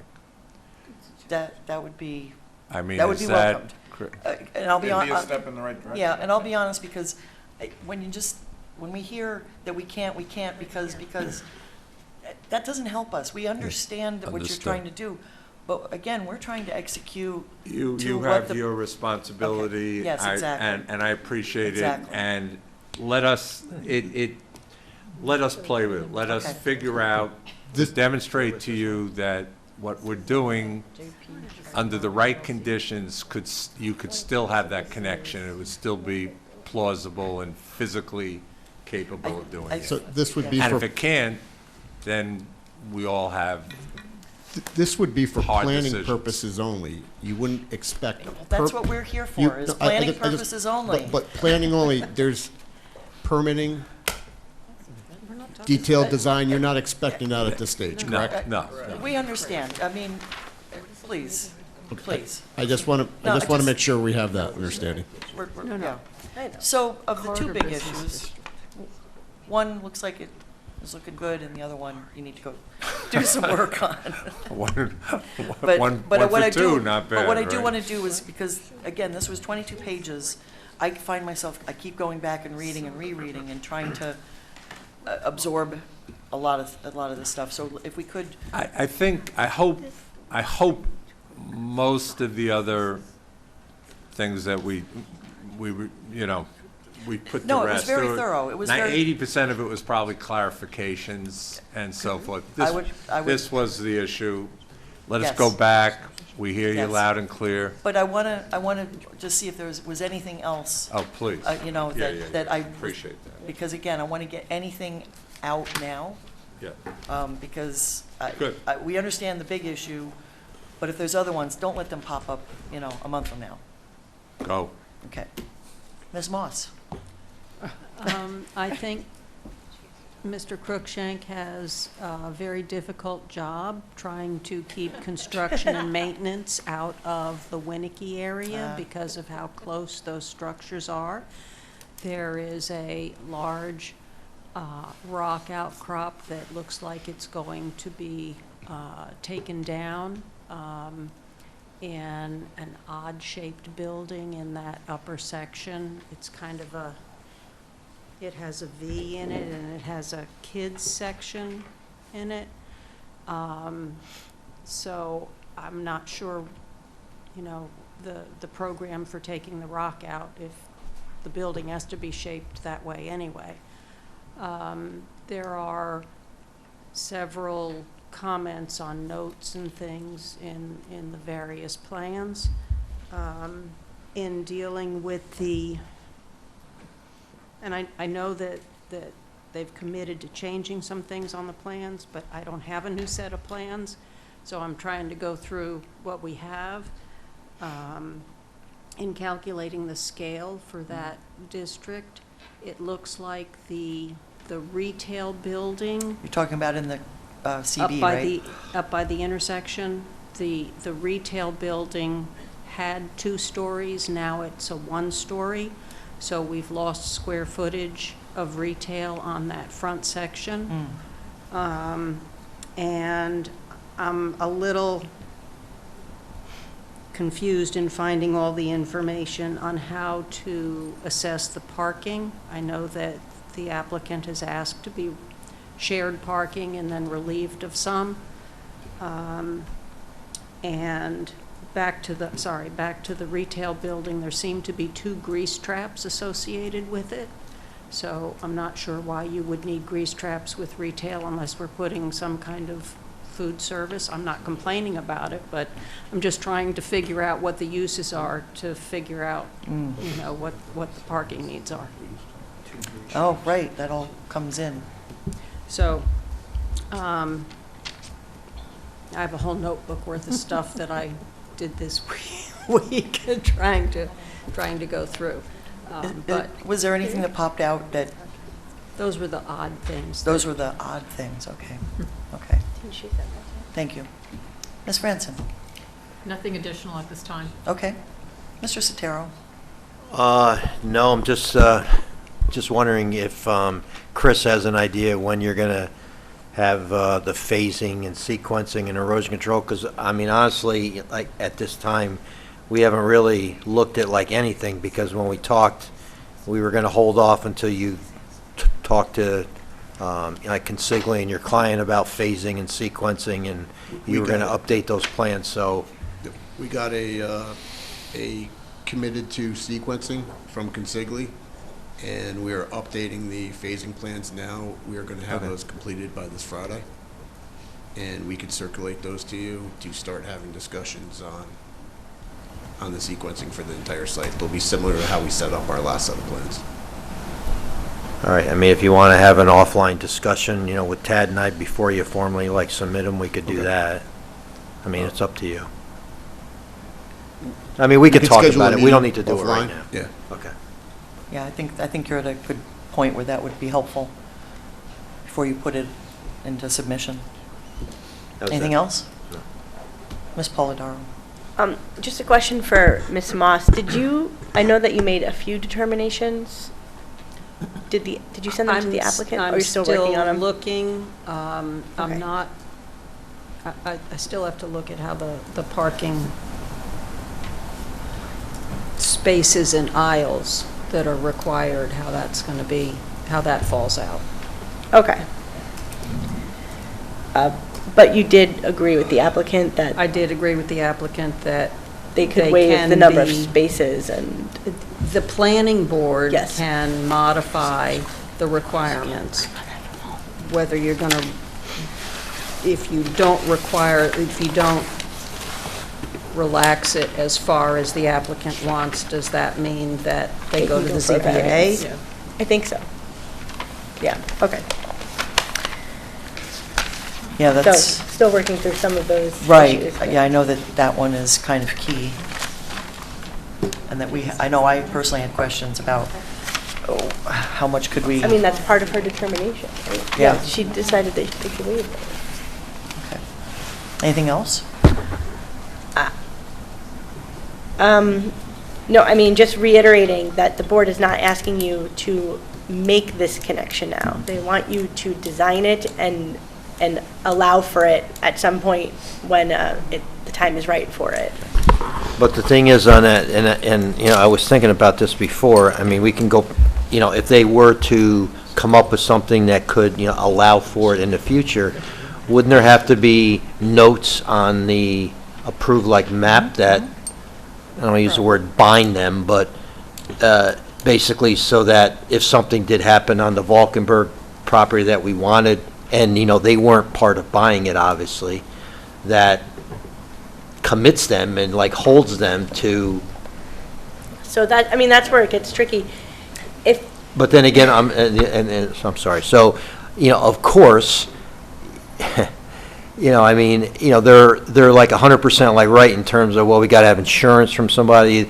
You know, the person would have to share in, you know, the maintenance, and, you know, it may become so onerous for, you know, anybody developing, you know, the Valkenburg like property that they may say, look, we can't like afford this to enter in an agreement. But, you know, I guess that's just how the chips may fall. But in terms of, there would need to be something to bind these folks to at least come to like the table if and when that became a possibility. Yeah, are you following what I'm saying? I understand what you're saying. We can talk about it.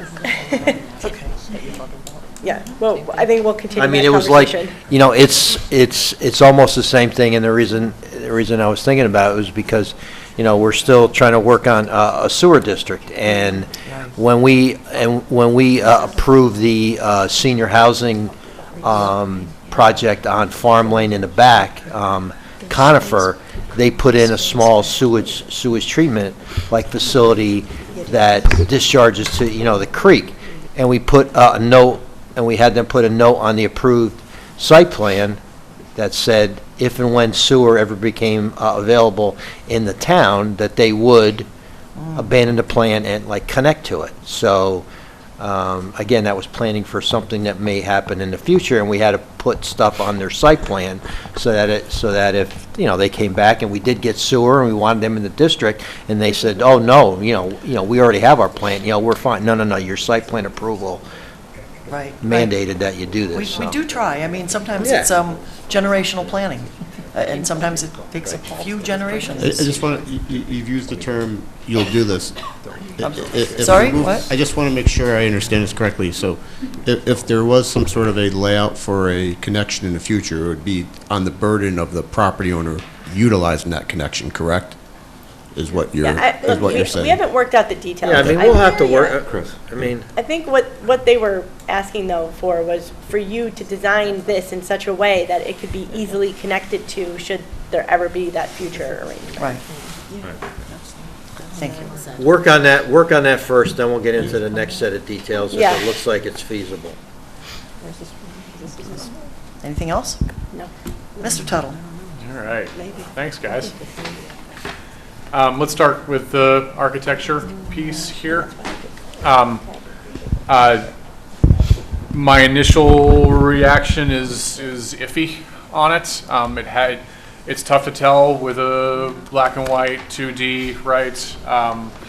It looks almost agricultural to me the way it is right now. It talks about landscaping in front of it. You're still right up against the line. You got, what, 5 feet to work with in front of this for landscaping along the property line on the north side. The north side is what we're really talking about here, right, as you're coming down 9 southbound.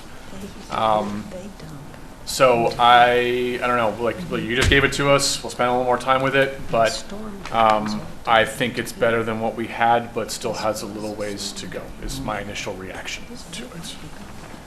I'm sorry with the way that we've sort of structured this conversation about the connection. I think we should have had a meeting. You know, we were playing a game of telephone here where Chris and I were asked to come up with some ideas, and we did, and you just got that and wrote this response to it, and we're having this back and forth. It would have been very helpful for all of us to just sit down and talk about this at some point. You know, we have a responsibility to the comprehensive plan, which is pretty clear, you know, specifically about these parcels. I think similar goals could be accomplished by boulevarding Route 9 here and making those connections to your neighbor to the north right in, right out only, and that would have pretty significant safety benefits along Route 9, which is the point. I sent you the sketch that separated the two buildings. Chris had already done one that wrapped it around the back. From my perspective, if you're going to connect these, the goal is to have cars be moving between them and using the main intersection, and that seemed unlikely to happen, wrapping around the back. The only way that that really works is if it's a direct connection, one that is natural and appealing to people that are going between those properties. I understand the reasons that the buildings are connected and why that's very difficult. I guess I'm sorry as well that this wasn't on your radar when you were first designing this. You've gotten this to a point of design where making any change to it just disrupts the whole. I'm sorry that a conversation about this didn't happen earlier on in the process. That makes this whole thing a lot more difficult. I bet if you were just looking at this blank and had this in your head, things would look a little different right now. So all that said, I remain skeptical about how a connection around the back will work for anything other than like a secondary emergency access. You know, when it comes down to it, even if you were to buy that neighboring property and redevelop it, you're still like, now you're asking to totally redo this back of house building and the way everything works and where the gate is and where the trucks are going and where the dumpsters are, and it's a whole, you know, it adds so much complication to that sort of future hypothetical stage of the project. All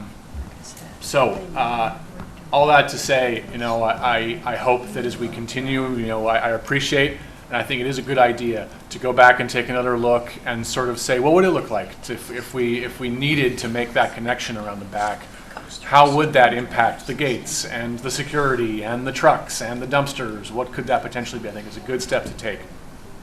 And I would encourage us to sort of have a few conversations and make sure we're all on the same page about things before we get in front of each other in a meeting. Okay. So let's leave that. Okay. Anything else? No. Excellent points. Mr. Waters? Yeah, you know, the architecture is an improvement of where it was. And the fact that you stated that you were going to screen the dumpster facility somehow, and that still needs to be worked out, is fine. The fact that you're willing to be amenable to working out a proposed future thing, that's great, because that calms a lot of nerves and things. I've been opposed to that roadway going in there because I'm afraid what'll happen with that would end up going to create a pinch point at some point at that traffic light that you'll be using. And by that I mean the actual thing to do would be to connect that all the way through to the stop and shop, right? So now you're going to have traffic coming out of Stop and Shop coming through, using that to take a shortcut when they see the line maybe coming out of their place, their exit onto Route 9, using their light. So they're going to want to come maybe and divert traffic into you. So that's one reason why I think it might be a security thing and a problem, and a safety issue too, that way, in reverse. I do understand the safety issue turning north onto Route 9 and southbound. That's been there forever, though. It's not like it's a new problem. It's that how do we address it for the future if that property is to be sold? The other thing is, if the Van Valkenburg property is sold, they could connect to the Stop and Shop and use that traffic light. Why does it have to go the other way? If you'd buy it, then you'd want to connect into that plaza and have a means of ingress and egress. So, I see it from both sides, but what I think is it's not a clear and cut thing. Plus, separating the buildings, I don't like that idea, because what it does is it actually creates a lot. It's an issue with having traffic flow going through there's going to be a lot of employees using that facility back there. So now you have people, employees or pedestrians walking there, using that, and you're running traffic through it, the two buildings. How wide does that become? How far back do you have to push that building? Where does then the parking lots go? There's a lot of concerns with moving pieces like the separating. It's not as easy as that. You have different foundation walls, you have exterior walls that have to be built on both structures. By joining them, you have an interior wall, fire or whatever rated, and that's it. But now the other way, there's more complexity to the engineering of those structures and how they're sitting on a foundation. Let's see, what else? I got a lot of stuff. Yeah. Let's see. So, it is hypothetical, because we don't know. You don't know what the future is. Dylan said it. It's a hypothetical. So the hypothetical comes in where, what if it never happens then? So, but to plan for it, it's not a problem. I mean, that's a simple solution, and I think it helps both the board and yourself to have a solution if and when that event might happen. But right now, like I said, it's been like that, and I think, safety issue, to drive a bar, basically bar business, through your property, I'd be concerned with that. That's why I always had a concern with it. It's not for anything else, but it's what's occupying that physical plaza right now, and that's what we have to talk about.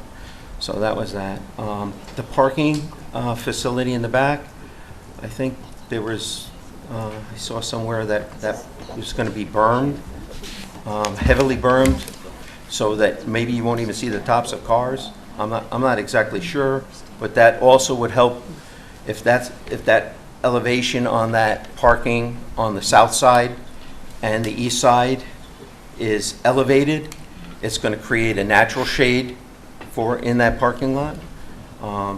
There could be islands inside of that, possibly, but that takes up space, and I think your parking spaces were limited, or so that's where I was with that.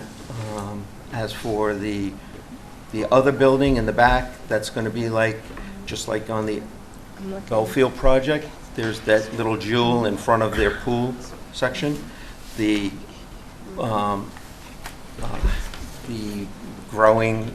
building, the cube, I want to call it, it's going to be a feature. It's going to be something that people are going to see and say, wow, what is that? I feel it's going to be the same kind of an effect. So it's going to be an enhancement to the property that way. So that was that. I think there's a couple things that need to be worked out with the parking and the structure of there was a curved wall and stuff like that. And then I had sent over, I hope that you redo your renderings, if possible, to bring them up to, to show us what you're showing us on the elevation, so people can get a better feel. It kind of works. You could see that helps. So possibly doing those, 3D, those little models would be helpful to show the correct distance from off the road and stuff. I think that would be helpful. How you handled the garbage area is going to be key. And what is the schedule, maybe you're the one to ask, the schedule for pickup for, if you're going to funnel, waste up to the front, to the back of the house, is there a schedule? I've never ran a resort, so I don't know how often they pick it up. Yeah. On our other properties, it depends on the time of the month, but we generally have a contract with a company that comes and regularly takes it off. We monitor that. So let's say it's 2 days a week they come to get it. On the 1st of the month through the 5th of the month, they come every single day. So we have contracts in place that take into account how the garbage stacks up at certain points of the month. And they remove it according to that. And holidays, et cetera, and big functions and things. Okay, all right. I just wasn't sure how that was going to be handled, if it's going to be sitting there for a week or something and overflowing. I'm sure you don't want that with a top we have a lot of experience with this. Resort like this, yeah. This is not, like a One and only doesn't get its reputation. Yeah, this is not a red roof. It's not a red Garbage. roof thing, so, No, yeah. it's, I understand, so, anyway, that's all I have for right now. Okay. Thank you. Ms. Wasser. Your turn. I sit here and I vacillate whether to say anything, but Say it. I think I'm going to add my 2 cents. I have Yes. a great respect for my colleagues on the board. I think these two have been on the board like 35 years combined. Dylan's a professional planner. He just walked out. So I'm not. I am not. I'm thinking about this in a slightly more pragmatic view, which is that zoning laws get changed, comprehensive plans get modified, that we are a board of laws, but I don't think that 2 curb cuts and 4 businesses, to me, it feels like the tail wagging the dog.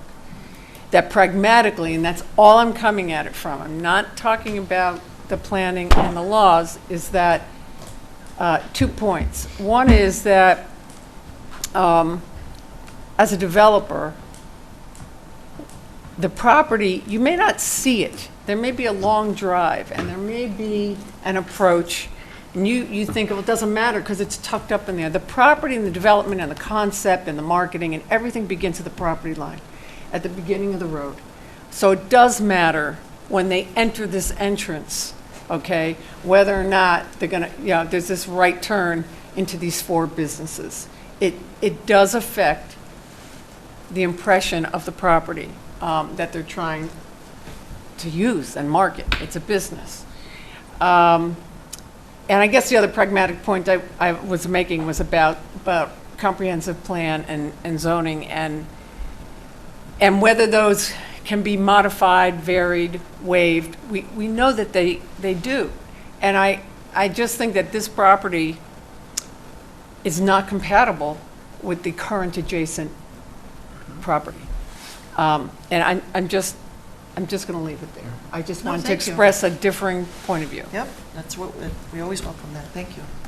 Mr. Oliver.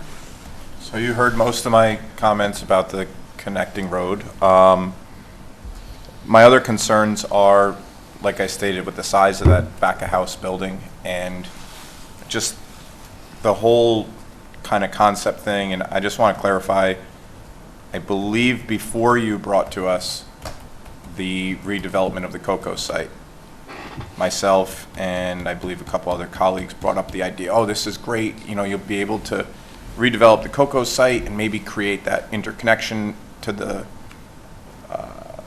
intersection years ago, before it was even on the table.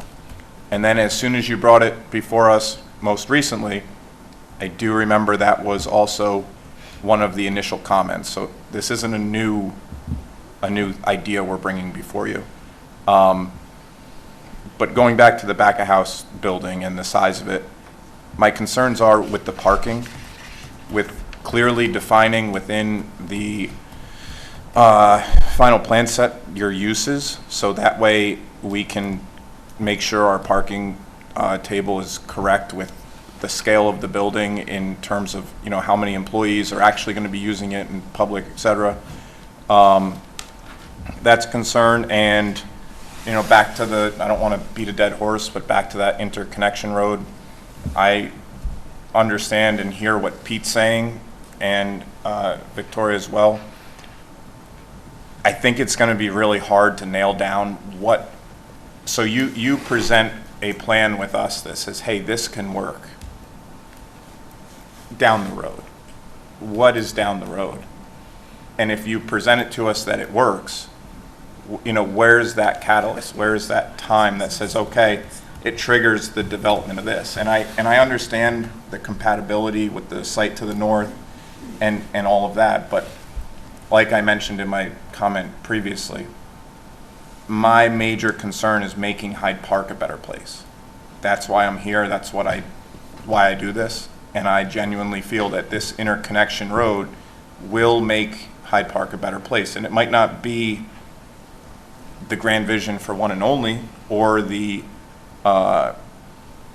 entry to your facility and resort, and I respect that and I understand it.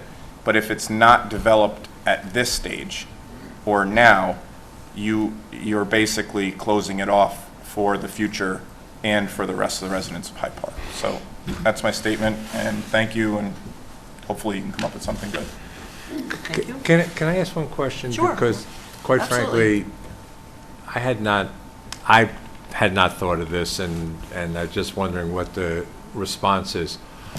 Why isn't the connecting road concept connecting the mall to the north, to the Stop and Shop? I mean, why is that not the more logical connection? They haven't been before us, I believe. I have a question. That's because you're not on the a- board for Stop and Shop. Why wasn't it solved when Stop and Shop went in? Or Dunkin' Donuts. Or Dunkin'? We can talk about that, actually. Yes. I think it'd be helpful We because. did. I'm Because just, it was- I'm curious. I'm not being, We I'm not actually- being No, it's- confrontational. believe me, It just, We actually It's have- a good question. yeah. We actually have on the Stop and Shop plan a location on their plan that they are required to open at the time that a Doesn't it? connection can be made. The reason there had to do with, there's a little sliver of land owned by the federal government, which blocks it. actually takes an act of An act of government Congress. to sell. Get the access, yeah. Yeah, so at that time, it wasn't feasible, but we did make them reserve that area and show that, you know, the connection could be So made. they don't own, they don't, They don't abut. they don't own up to the Route 9 then? It There's a stops? little There's 25-foot wide. like a flag little line. 25 There's a little federal Yeah, yeah. easement that I'm not sure has any functional value. I think it was an easement made for an access. It is. It is. Yeah. It says it on the But to maps. nowhere now. And it was So it can explored, and they happen. said it literally can could take be. years to get any kind of action with, and at that point, there was nothing being proposed to make that happen. It's going to take years to get the CIA to ever agree to. Well, I can also- Remember, it's not our land. Well, I can add to that, so while we're having the discussion, so to take it one step further, when the prior hotel project was proposed on the culinary property, I went to the town board at the time, and we're not going to name names, of course, and I said, look, now is the perfect time to think about making this road connection. At the time, having, and again, we were talking about, you know, a town, taking it over as a town dedicated road, and we went to the CIA, and basically, they said, no way, no how, forget about it, blah, blah, blah. And the town board said, we're not going to press it, so forget about it, Pete. So, And in a way, that's very similar to the history of why you now are proposing something here, because you weren't, because the culinary said no, and then the culinary said yes. Right? I mean, that was the big, yeah, I mean, it was that was the that big was a change much, it that was a allowed much, you to. much But different. Yeah, I mean, I'm just- just the concept of you have a mall, a retail shopping mall, and you have another mall, and it would seem that that's the compatible use that would create a connection that's. But it was also designed to go to that intersection, not come through that shopping center and then Right. dump out onto Route 9 the Right. way it would currently without the intersection that you've built. I think that's the main. Say that again, Chris, I'm sorry. The way that that interconnection road was designed in the comprehensive plan, so say, let's just say, hypothetical, Stop and Shop connected to the shopping mall that is in question. Right. It was never designed in the comprehensive plan that would then dump out onto Route 9 through Right. the curb cuts. It was always to go behind and create a four-way intersection at the St. Andrews light, which Right. is what you guys have created. Therefore, in my mind, from a planning perspective, that's that catalyst. That four-way intersection is the catalyst that creates that interconnection road. That and the fact that the lot just to the north there is now being opened up for development. Again, if, you know, that's why we're having this discussion. If you were just looking at having that building, remember the first time you came through, Coco's was off the table, nothing was happening there. Nothing was happening. I mean, you might knock it down. That was the extent of what we were talking about with Coco's. So- Yeah, no, look. Anyway, that's some of the history. Chris made the point It that. goes way back. That this issue has been raised previously, that's a legitimate point. It's not as if we didn't, we didn't Correct. know. Connecting road has been brought up at every, No, at every That's jump. our due diligence, The yeah. only reason I brought it up is because I'm a major advocate in making sure that the applicants don't kind of encounter these surprises 3/4 of the way through their site plan, because I understand the logistics, the money, I get it. But I just wanted to cement that we have talked about it since you've been here. That's all. No, that's legit.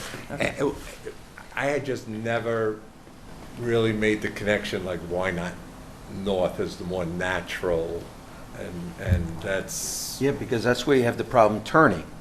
You can't turn out of those two curb cuts north. It's difficult, put it that way. But now with the traffic light there, if there could be signage that helps with that too, that allows people not to block the ingress and egress out. But even so, you could turn out of that plaza southbound safely, but it's going northbound, that's the problem. And we haven't even done we talked about the level of service. We don't know what the increase in traffic is going to do to the queue lanes, the turning lanes at St. Andrews. I mean, we planned it, we did a level of service. We have increases of level of service at a couple of the turning. So we really even haven't done that analysis. Understood, except that you did have to do one for events. So when you have events on site. So, all right. So anyway, so keep let's- going. I'm thank sorry. you. I'm all done. Okay. Ms. Lee? I'm sort of of two minds here, but I think planning for the possibilities is an important step here. We're supposed to be, this is a successful partnership between Hyde Park and your development. And so, again, two minds, but I hope you appreciate our responsibility. That being said, I have something a little bit off script. The north elevation of this building, I know because of the entrance and where you're going and the circulation for people to come in and out of Coco's is going to be very busy, and that has been a lot of your inspiration. That's been a real focal point. But this north elevation is sort of what everyone sees when they go up and down Route 9. It is a real public face to your project. And I encourage you to consider that, in my opinion, this is going to be very popular from the very, very beginning, and that more of a face on the north side, because that's what people will see when they're coming in and out of town. We've really been focusing on the intersection and that face, but the north face, I think, could stand for some more articulation. Maybe some more visual interest, maybe even a sidewalk, something that sort of connect. That's the corner right there. When you're heading south, that north elevation. Yeah, I think that it would go a long way. I think you're gonna have a lot of people there right away, at Coco's, myself included. I think a lot of people are very Okay. excited. Yeah. And so maybe We'll to consider. convey that to Gensler, and I'm sure they'll take that to heart. Great. I would- Thank I you very would much. think, I'm sure. Thank you. And Lou will probably tell me, shut up, Mike, you're a lawyer, but I hear you. Yeah. Thank you so much. Yeah. John, Mr. Gercio. I've been thinking about what everybody says, and you know, I grew up in this town, and my family's built a lot of homes and buildings, and I don't see, I mean, as a landowner, I don't feel comfortable compelling somebody to allow people to cross their property. Because there's a lot of things that can happen on somebody's property. There's illegal dumping, there's accidents, there's events, I mean, this is a high-end resort. I get the whole master plan. And it's our fiduciary responsibility to try to make that happen. But, you know, putting a note on the plans and saying, you know, if this event happens, and what's that event? And what happens if the plaza sells to some other use that you don't want to be part of your project? There's so many variables that could go wrong, or not necessarily right. I don't know about wrong is the right word. It's like a million variables. Yes. I would think that you'd want the driveway to go the opposite direction to the plaza. Okay? What I don't understand is why everybody's afraid of the federal government. And this 25 feet of land. What's the news? I mean, it's not being used for anything, and I know they're not paying taxes. I think the only way this works is if it's a town road that's maintained by the town. Yep. I mean, because I know if I was a landowner, I would not want to pay insurance, be held on the hook for allowing people that could be leaving another business come through my property and have an accident or something's caused. Yeah. And to compel a property owner to take on that responsibility is not right. But I do see the understanding is that I would love to see the road, and I mean that plaza with the bar in it is about 60 years old. You know, it's not attractive, and it's going to look completely different than what this project looks like. If you were to buy it, if it was for sale, which I don't know if it is or isn't, but you know, then you would, you know, you'd roll it into your project and build the connection. But it still wouldn't, you know, you'd be taking those risks and allowing people on your property. So, I mean, the way I see it is, I mean, clearly, you could come up with all the plans in the world, but there's so many conditions or planets would need to align for you to even consider it. So, I mean, that's what I have to say about it, I guess. So, I mean, I'd love to see it, you know, try to come up with a solution, but I don't know if it's even would be the right solution, ever, unless you owned it. So I think it's just unfortunate that the building's sitting there, you know, and you have the accident, you know, the people pulling out of there and all the craziness that goes on there. But I don't know if it's solvable right now, or even in the future, unless you buy it. Or we connect it to the Stop and Shop. That's all I have to say. Thank you so Building much. does look nice, though. I like the building. I do agree with Gabrielle. If you could dress it up, it is going to be a focal point. I'm not I mean, it kind of goes with what the project is about inside, which is nothing like what Hyde Park is like. Is that a bad thing? No. I mean, it's your project. So, that's it. Thank you.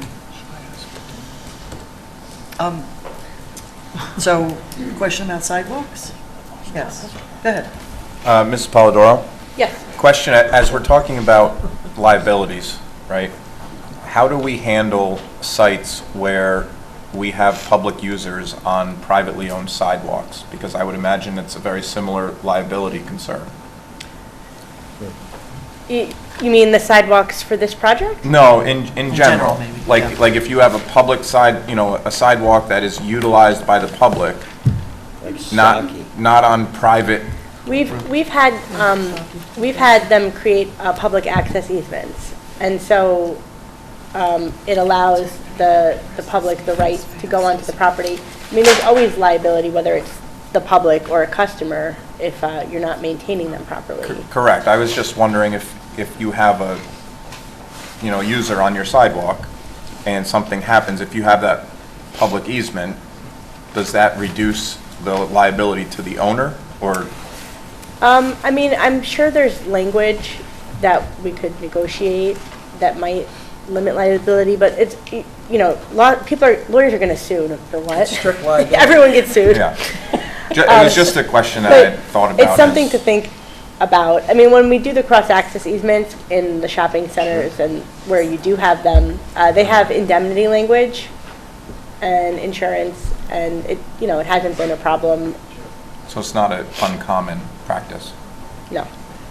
I mean, right now you have the access between Dunkin' Donuts and Stop and Shop. You have the access in between the Ready Coffee, the bank, and the two plazas that are owned there. I mean, it happens in a lot of places.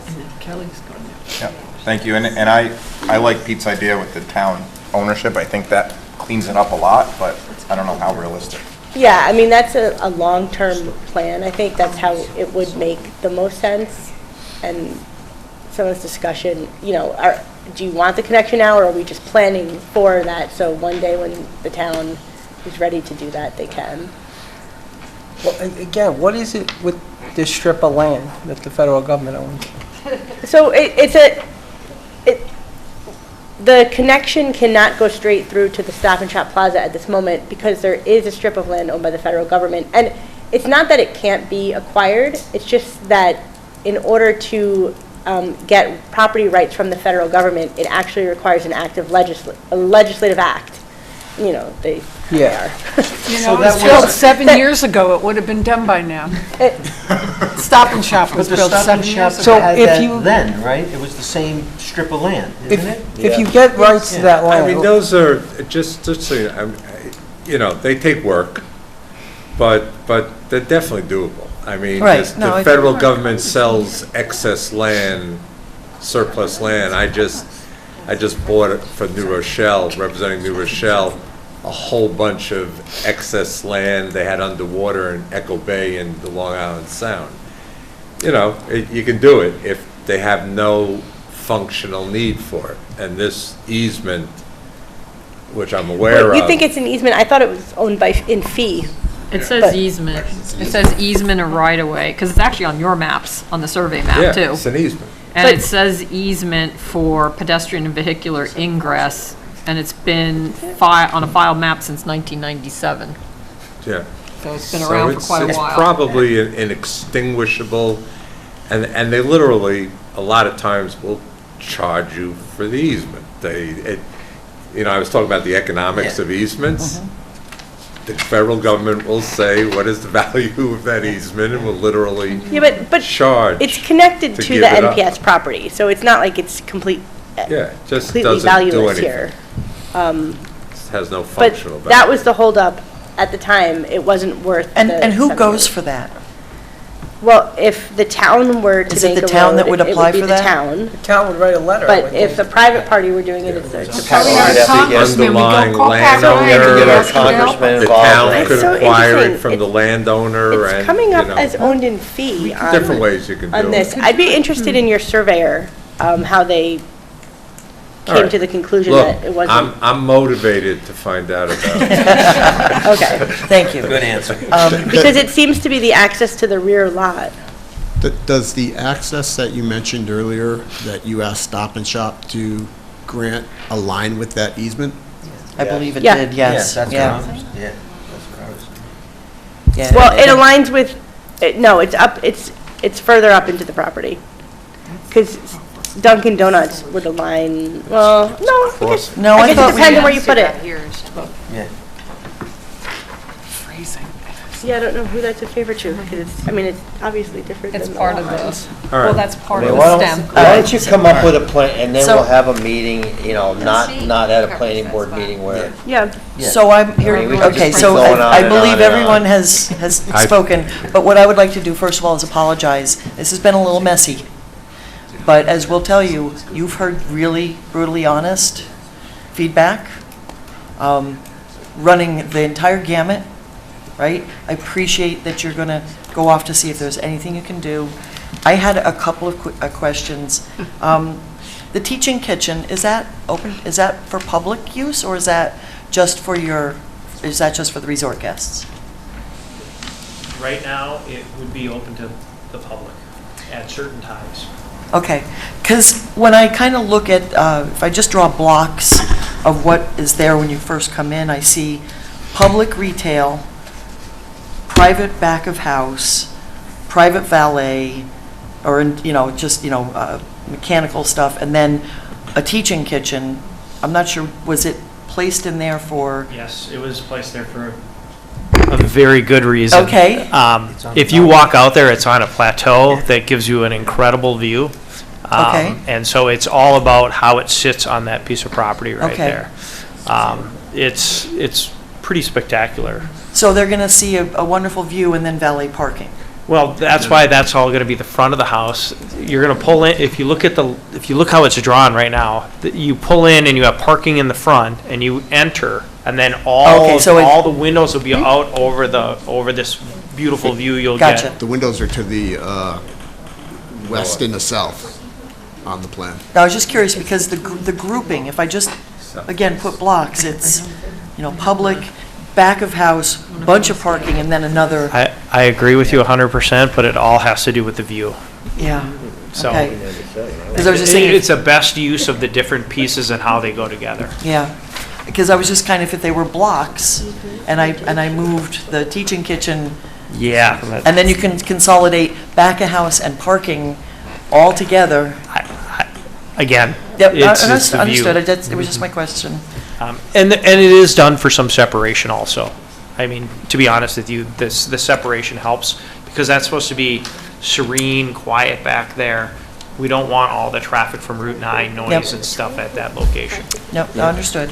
Don't can tell I- the owner I trespassed back there, and I went back there and I looked. So. Beautiful back there. They already know. He's already giving you the side eye. So then, I Every don't. time you come close to the site, you're monitored. The alarms go off, right? I don't normally comment on elevations. This doesn't tell me enough to really get a sense. But just kind of staring at it this whole time, I don't know. Silos. Again, silos, there you They go. look like silos. And as you know, I am a big fan of barns and stuff like that, but I'm not sure, anyway. We'll get it rendered. I'm not quite sure what, But but. we're going to get it rendered in color. But I appreciate that you immediately were able to kind of get rid of the flat roof and the. And we hear you, we'll have Michael here and he'll color it up and give you a better presentation. And I think they're mislabeled here, and I think Gabrielle picked up on it earlier. The lower one is 35-acre lot. west elevation and the upper one's the north elevation. Right, so again, it's hard to comment on it. But I think the most important thing is, we are available to meet and talk as you noodle through any of the potential scenarios that you want to give to us. Again, I also am sorry that we weren't able to do that, hence the messiness here. But, I would for anybody who hasn't lived here in Hyde Park for a really long time, in Hyde Park, in the town center, there's two shopping plazas, right? The CVS and then the Board of Elections one. And then they built a McDonald's in the middle in the 70s. That's right. And they burrowed a little passageway between McDonald's and the plaza to the south. And that was an interconnection that was used by everybody for a really long time. It allowed them to get to the other interconnection that went to the other plaza. The reason why they did that is because nobody owned everything, and there were no rights to be able to do all that. But it was in our plans that should the right circumstances happen. And what happened was that South Plaza and the North Plaza became under the same ownership. And so when McDonald's came in and wanted to do an upgrade, all the stars aligned, and we were able to do a very nice back connection, which is what we're talking about here, that allows, it's a relief valve. It allows a lot of things to happen without mucking everything up. But that took 50 years to do. But what happened, like I said, somebody just made the connection. They put some boulders off to the side. We all used it for years. So we're just, again, the term generational planning might be what we're talking about here. But it's very hard to give up on something that has been implemented really successfully in the town. Yeah, and to be honest with you, I think we appreciate that when I came to you and when I started my initial presentation, I really was trying to say, look, the structures we have where that road connection are movable. So when the stars align, we can make that connection. And what I think we owe you now is some additional demonstration that our operation there can also possibly be changed or accommodated to allow that connection at such time. And I don't think we did that. Right, and then, so I thank you for your forbearance with us. We said the opposite. We said the way we are, we can't. And that, I think, through the wrench. No, I think everybody appreciates that. And again, this is just trying to do something right. That is such a key area of Hyde Park. It's so thank you. And you look, this board never has to. You've been great. We've had a great working relationship. Wherever we can, we will always try to do what's right for the community as a whole, because the one good thing I've learned about NRI is they come into a community, they're part of their community, and we need each other to make everything work. So we're just for fun. It looks like NRI and CIA actually have an easement over that federal property. It doesn't look like it goes to the north, but it does go to your property. We have an easement over over that 25-foot. Yeah, it's when it was subdivided. And then so half of it went See to how easy the that fence. was? Well, I mean, I don't know. It doesn't solve the Stop and Shop problem. I don't know. Okay. All right. So anyway, yes, that's interesting. And anyway, so what's next? I'm sorry. I'm losing track. Your comments. Yes. Any others? So where are we? I mean, I do have one key question for my fellow colleagues on the board. Was there, and Tad and everybody else, are we happy with the boundary for the rezone? Does that all work with our scale? Has everything been answered? So this is for the town board referral for the... You got the referral from the town board and the zoning, so Yes. I was going to wait till the end. Well, I figured we're at the end, so I wanted to just say, Okay, I appreciate it. We respectfully request if you can make a right, and so, positive but I wanted, referral. because we'd had some discussions about should things move around, and there's been a lot of work that said, maybe as it is. I would appreciate an update on why we landed where we did with because last time we were here, we discussed the proposed rezoning, we discussed some potential changes, and I'm curious what discussions happened after, or what the, I'm by- missing it. Explain to him, I'm not So following that, I'm sorry. the CB starts where the why where we- the pickleball is, and so we were talking about the 150 yeah, foot you're doing a split parcel. It's still a split parcel. So the reason we left the courts, the pickleball in the Just for the CB setback. was the setback. it's a 150-foot setback, and you also have a fence, because you'd be, if we were to keep that, if we would bring that into the SAD, you'd have a variance on the fence, and you'd have that 150-foot setback. Right. And would be a pretty substantial variance that, so we thought, if anything, leaving it as is accomplishes, multiple purposes. Okay. And again, we had looks a brought that little, up. I know, creates a little gerrymandered. Yeah, that's exactly it. But Right. I know, but gerrymandering's in these days. That's right, yeah. Ms. Moss. So I have a suggestion on sheet V101. You have a parcel before and a parcel after. If you could do the same small inset for the zoning district boundary, Oh, zoning yeah. district boundary before, zoning district boundary after. I think that would Okay. make things a little more Sure, clear. sure.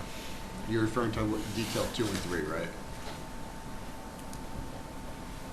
I don't know, I just wrote down sheet V101. Yeah, okay. I think it's the 2 details, 2 and 3 you're referring to. And they're just small, little, narrow Yeah, the insets. details. Okay. Okay. But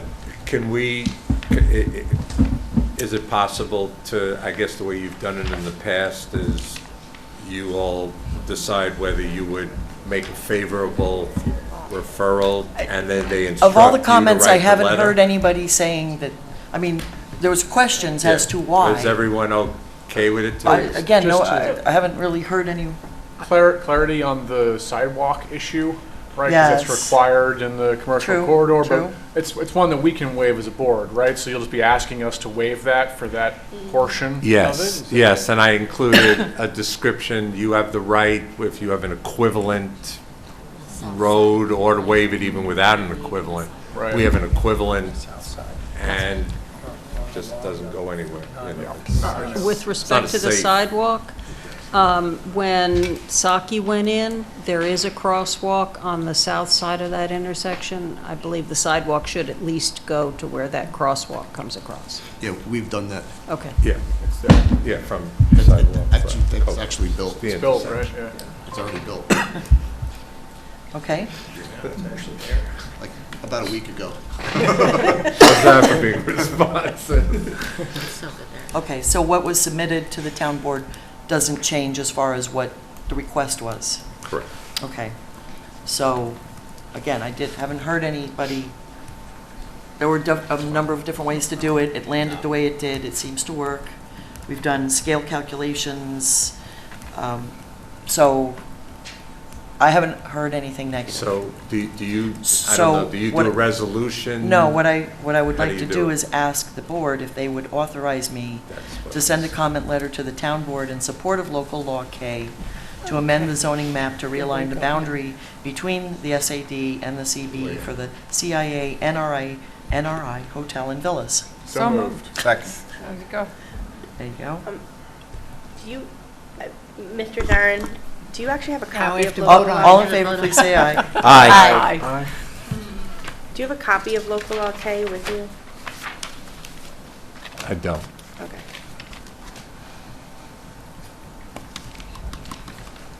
Okay.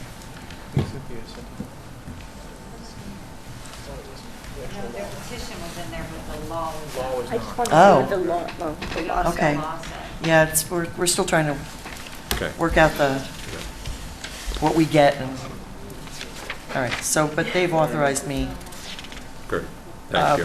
Thanks. But let's see, if I remember, in order for them to take action, we will did we need to close seeker on that? Yes. So I'm not sure that's gonna happen by the 8th. No, they won't. They'll need to carry it They're doing their over. own- They have, and that is one thing I'd like to at least raise logistics if we could, just very Sure. briefly. Yep. The But you said in The papers, but- ZBA and the town board cannot take any actions, obviously, until you close secret. The town board will probably have already indicated they'll probably call a special meeting, assuming that they feel favorable about the zoning once the public hearing is scheduled for the 8th, as you know. They're probably going to call a special meeting if you were to finish secret, to complete secret. And then the ZBA, they're scheduling a public hearing for the 18th, I hope, tomorrow night, 12/18. They'll have a public hearing. Right, because they meet tomorrow night. And if secret's completed, they'd probably, last time on our variance, they voted the night of the public hearing, assuming there was no objections. So we were going to respectfully request if we can work out some of these issues to possibly get a secret determination by your 12/17 meeting. Again, I don't think there's, I know we're talking about these issues, but I don't think they're secret issues. I don't think those, no, they're site plan. Right? I mean, yeah, some of that site plan.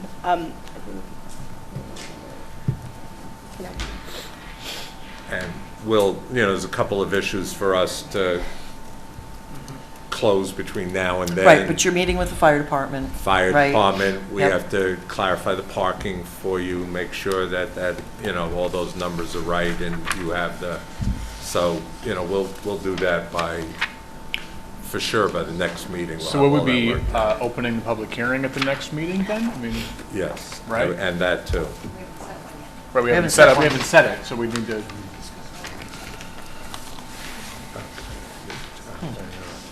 It's not on my list. Yeah, it's not on. It's not on my list of things to do. But I mean, again, we don't need a resolution to set a public hearing. Yeah, we're waiting on the new plan set, though. Okay, so we had deferred with Cynthia that we weren't going to give any of the new markups because the last time we fed them to you sort of piecemeal and got everybody upset. Got yelled at? I think we're now at the point, so we'll pull everything together and have it to you before the next meeting. Okay. Well, Does that works?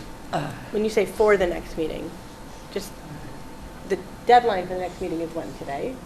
Yesterday. Yesterday.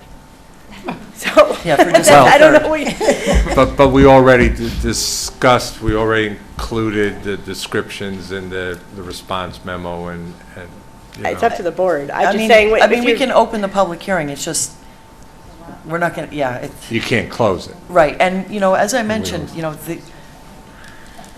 all the comments and everything, there's nothing really major in here.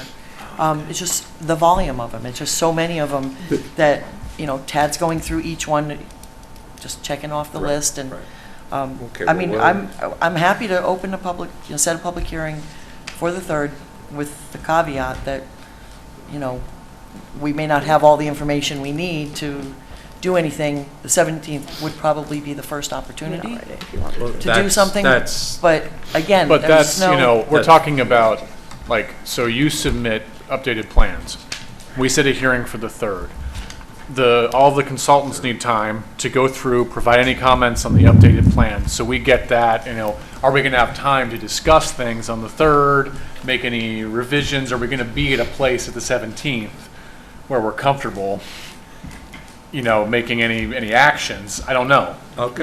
Right? Let's see. Right, and Most of the things that we were asked for are clarifications on numbers, clarifications on notes. There weren't a lot of substantive.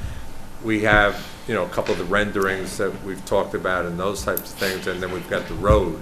But for the most part, I think we've resolved, I don't think we have a lot of design or What about engineering. landscaping in the parking lot. We didn't discuss the and- parking lot much tonight, and that's something that we probably should touch Let on.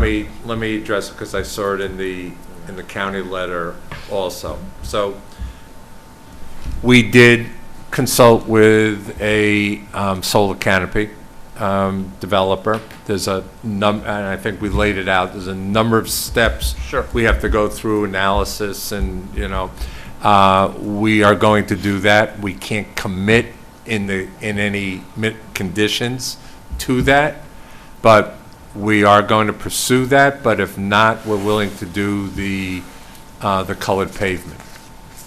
Yeah, okay. So we can, You mean porous pavement?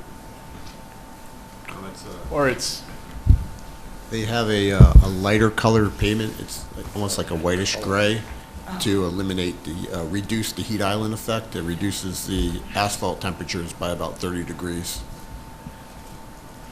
it was included in also the county letter, the use of cool pavement materials. Right. Which is considered a way to reduce the heat. So we'll submit that. When we submit that, we'll put that in our specs too. so you'd be asking us to consider that as the Correct. accepted plan, Correct. and then if The you end up with mitigation. solar canopies, great, you end up with solar And the canopies, but- condition, and the findings can be that we will pursue in good faith on the solar canopies, which we've done, and Yeah, it's- I mean, it's- we're not going to put a future action. No, I think the no. plan Okay, is what you're it's up- proposing. It's up Right, to you. right. I have done conditions where we make it, but that's up to you. We are committing to that process. We just can't commit to build that yet until we know there's sufficient sun, there's sufficient, No, you understood. know, there's a Understood. lot of steps to build. All right, so So- fire department and parking. But just to be clear, if the planning board doesn't waive this landscaping requirement, it is going to be a big redesign. So that's the, Well, with the cool pavement I hear you. would be the Right, but alternative. You should probably get a sense from us sooner rather than later whether we're Yeah. okay with that idea. That's Oh, what I'm okay, thank you. Go ahead, tell us. Well, no, I mean, I think, So all right. So we just received this yesterday, right? There's a lot of stuff to absorb. I would ask that the board go off and just, familiarize yourself with your comfort level of alternatives to the parking. You'll meet with the fire department, and then we'll work on what the resolution would ultimately say for something like that, to close secret. yeah.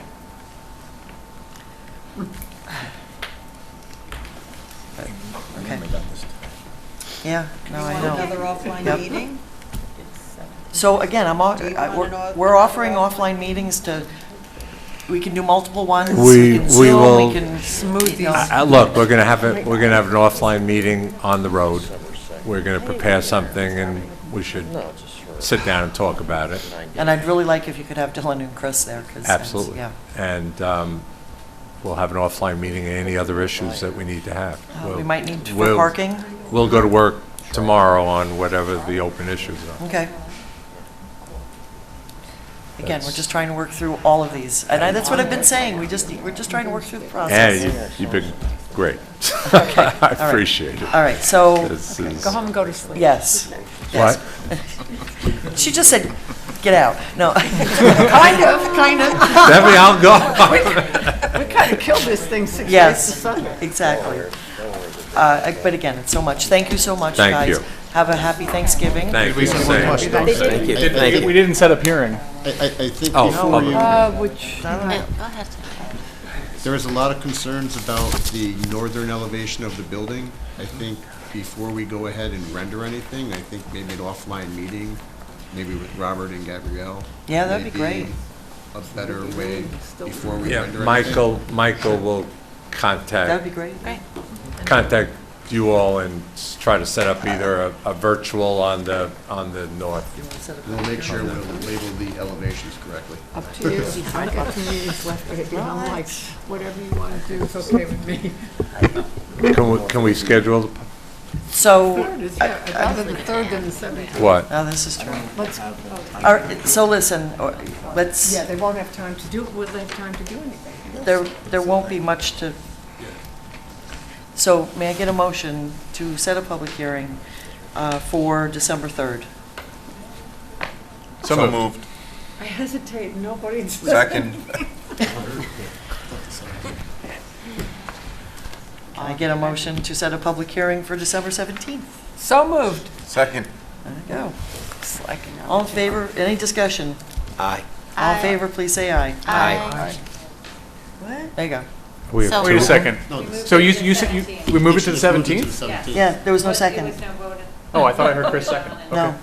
Okay. You want to do it again? I think Dylan motioned it. Oh, I'm sorry. Yeah. I didn't hear anybody say second. All right. All right, it's We're getting punchy. motion Yeah. to set public hearing for December 3rd. So moved. Second. There you go. All in favor, please say aye. Okay. Thank you. Aye. I'm going to stand up for a second. Take 5 minutes just to stretch if you need. 5-minute break. 5 minutes, yes. Point Turnpike Storage. This is site plan approval for storage units. That sounds easy, it's a little bit more involved than that. Yes, thank you. I'm Kelly Leibold and Amy Argerakis with KRC Planning. Thank you. We're all getting deep up here. Yes. So we have a presentation prepared, however, it's the same presentation that we provided to you last time. And so for purposes of efficiency, my understanding is that this board has consented to the town board being the seeker lead agent for this project, but this board is going to conduct a seeker review and make a recommendation to the town board. With that in mind, I think the best use of our time this evening is to identify any additional items, reports, technical documents, and so forth that this board would like us to prepare so that we can be very efficient and respond to the board. We do have a question relative to traffic, and so we'd like to certainly discuss that and intersections and other projects and so forth. But other than that, we're interested to see what else the board and I think the consultants might like. Yeah, and I appreciate that because before we get into all these details, it's yes, let's get everything kind of like in. Where are we and what materials do we need? Yes. And Now that we know where we are. This is very different, and I'll be really honest. I've looked at our consultants and Tad, and just said, help. We're all going to have to. Yeah, we'll all work together on this. We're going to have to one. check in just to make sure we do this so that it's done properly. So I'm going to start with Tad. I know that there are significant number of variances that are needed. I have not looked at all of them. That will come tomorrow. I've been working on other things. Yeah. Well, we know the one is scale, right? Because we've been talking about that. One is scale, Yep. there's distance, there's the stream corridor, there's If it- probably a flood development permit, there's,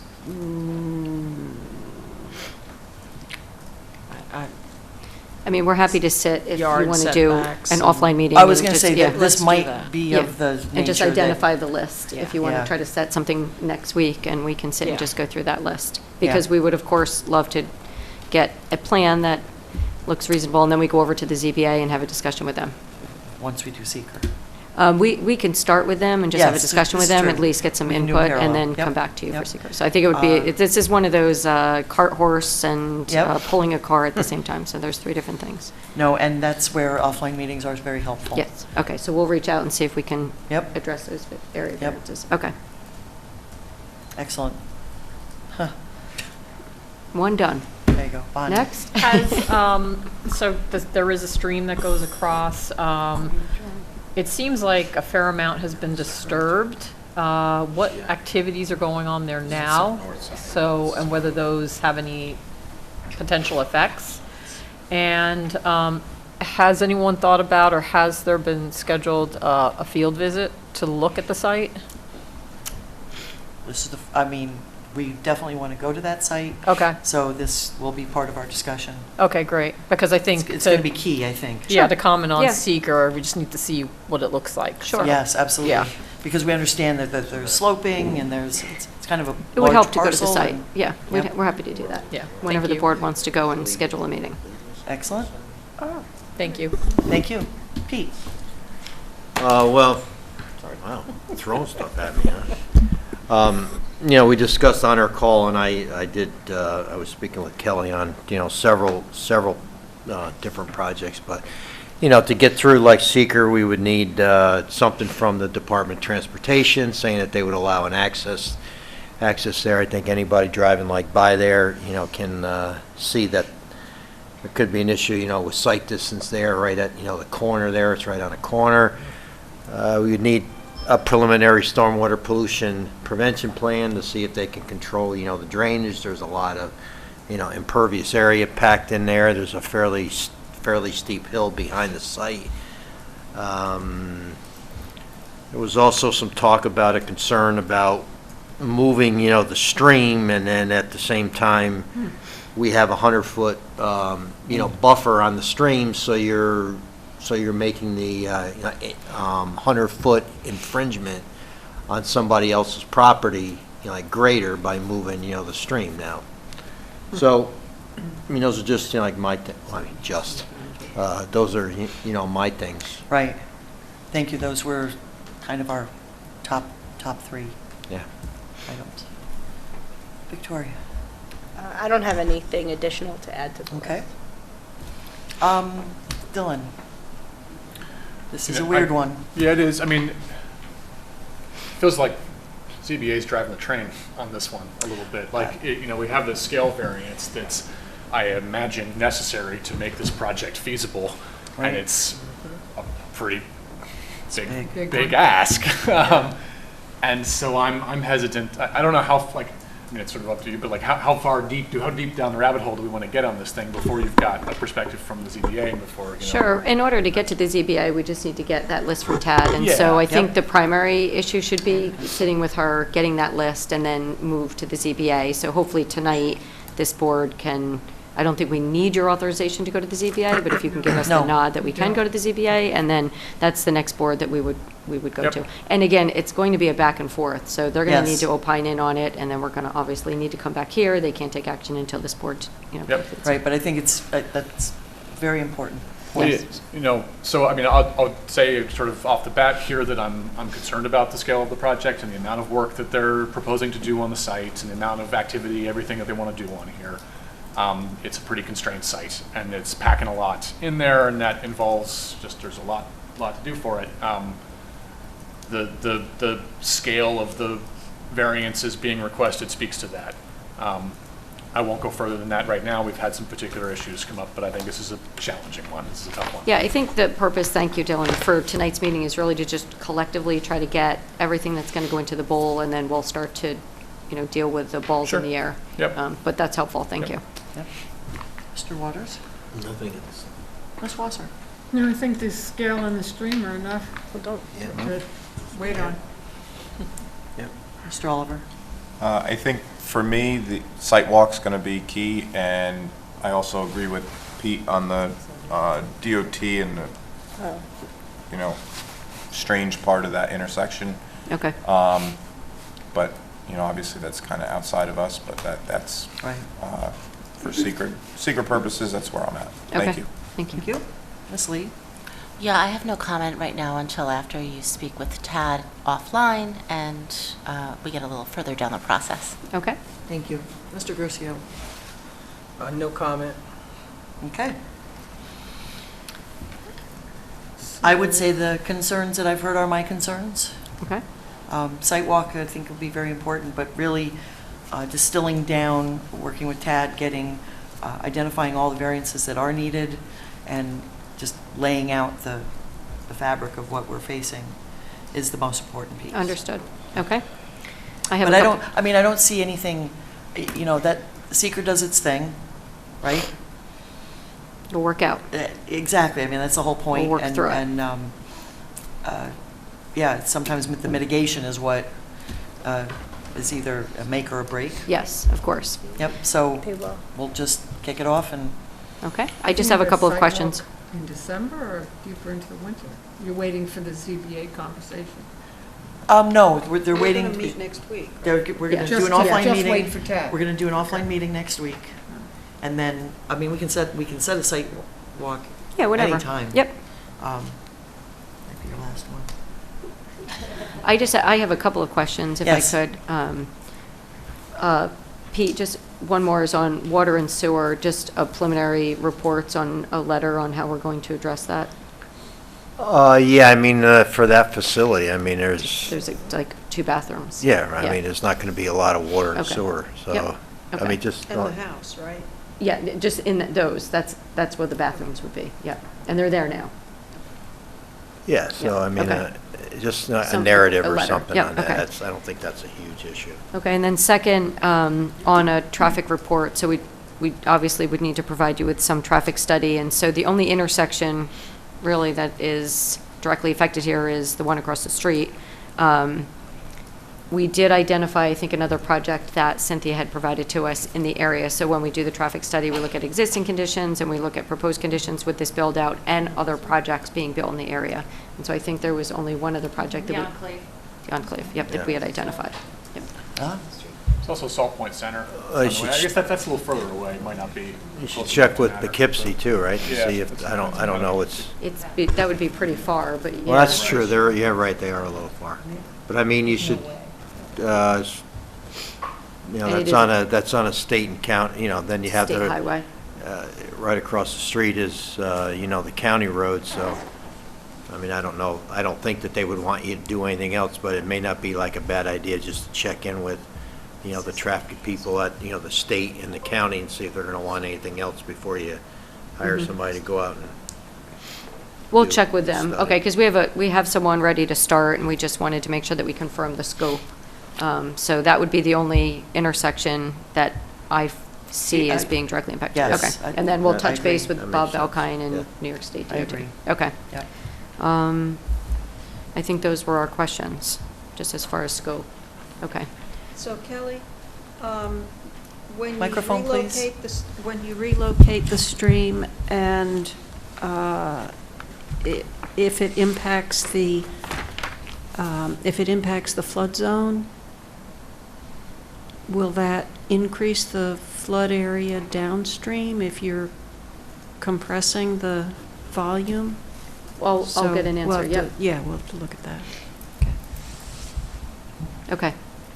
All right, so we have our homework, and we will start preparing some of these That's what we figured documents. tonight would be, yeah. Yeah, that's what we were hoping for. And then we will get back to you and let you know. If you want to do a site visit, in the meantime, if you're out doing other site visits and you want to piggyback this on, just reach out to us and we can certainly make that happen. I'll tell you it what, if you snows. can get with Cynthia and just Okay. find out from the property owner. Yeah, what would be good? Yeah, exactly. Might be nice to do it before snow. That would be best, but Yeah. we have done. We've done them always. We've done them always. Okay, all right, very 100, good. 110 degrees or minus Two 20 in the below. wind blowing. Okay, so- very well. Okay, all right, thank you, everyone. Have a Thank you wonderful so night. much. Thank you. Nice. Happy Take care. Thanksgiving. Happy Yes, you. happy You too. Thanksgiving. I mean, it's not coming up. Next item on the agenda, other business. Bellfield Phase 2B subdivision workshop. You need an office here, Larry.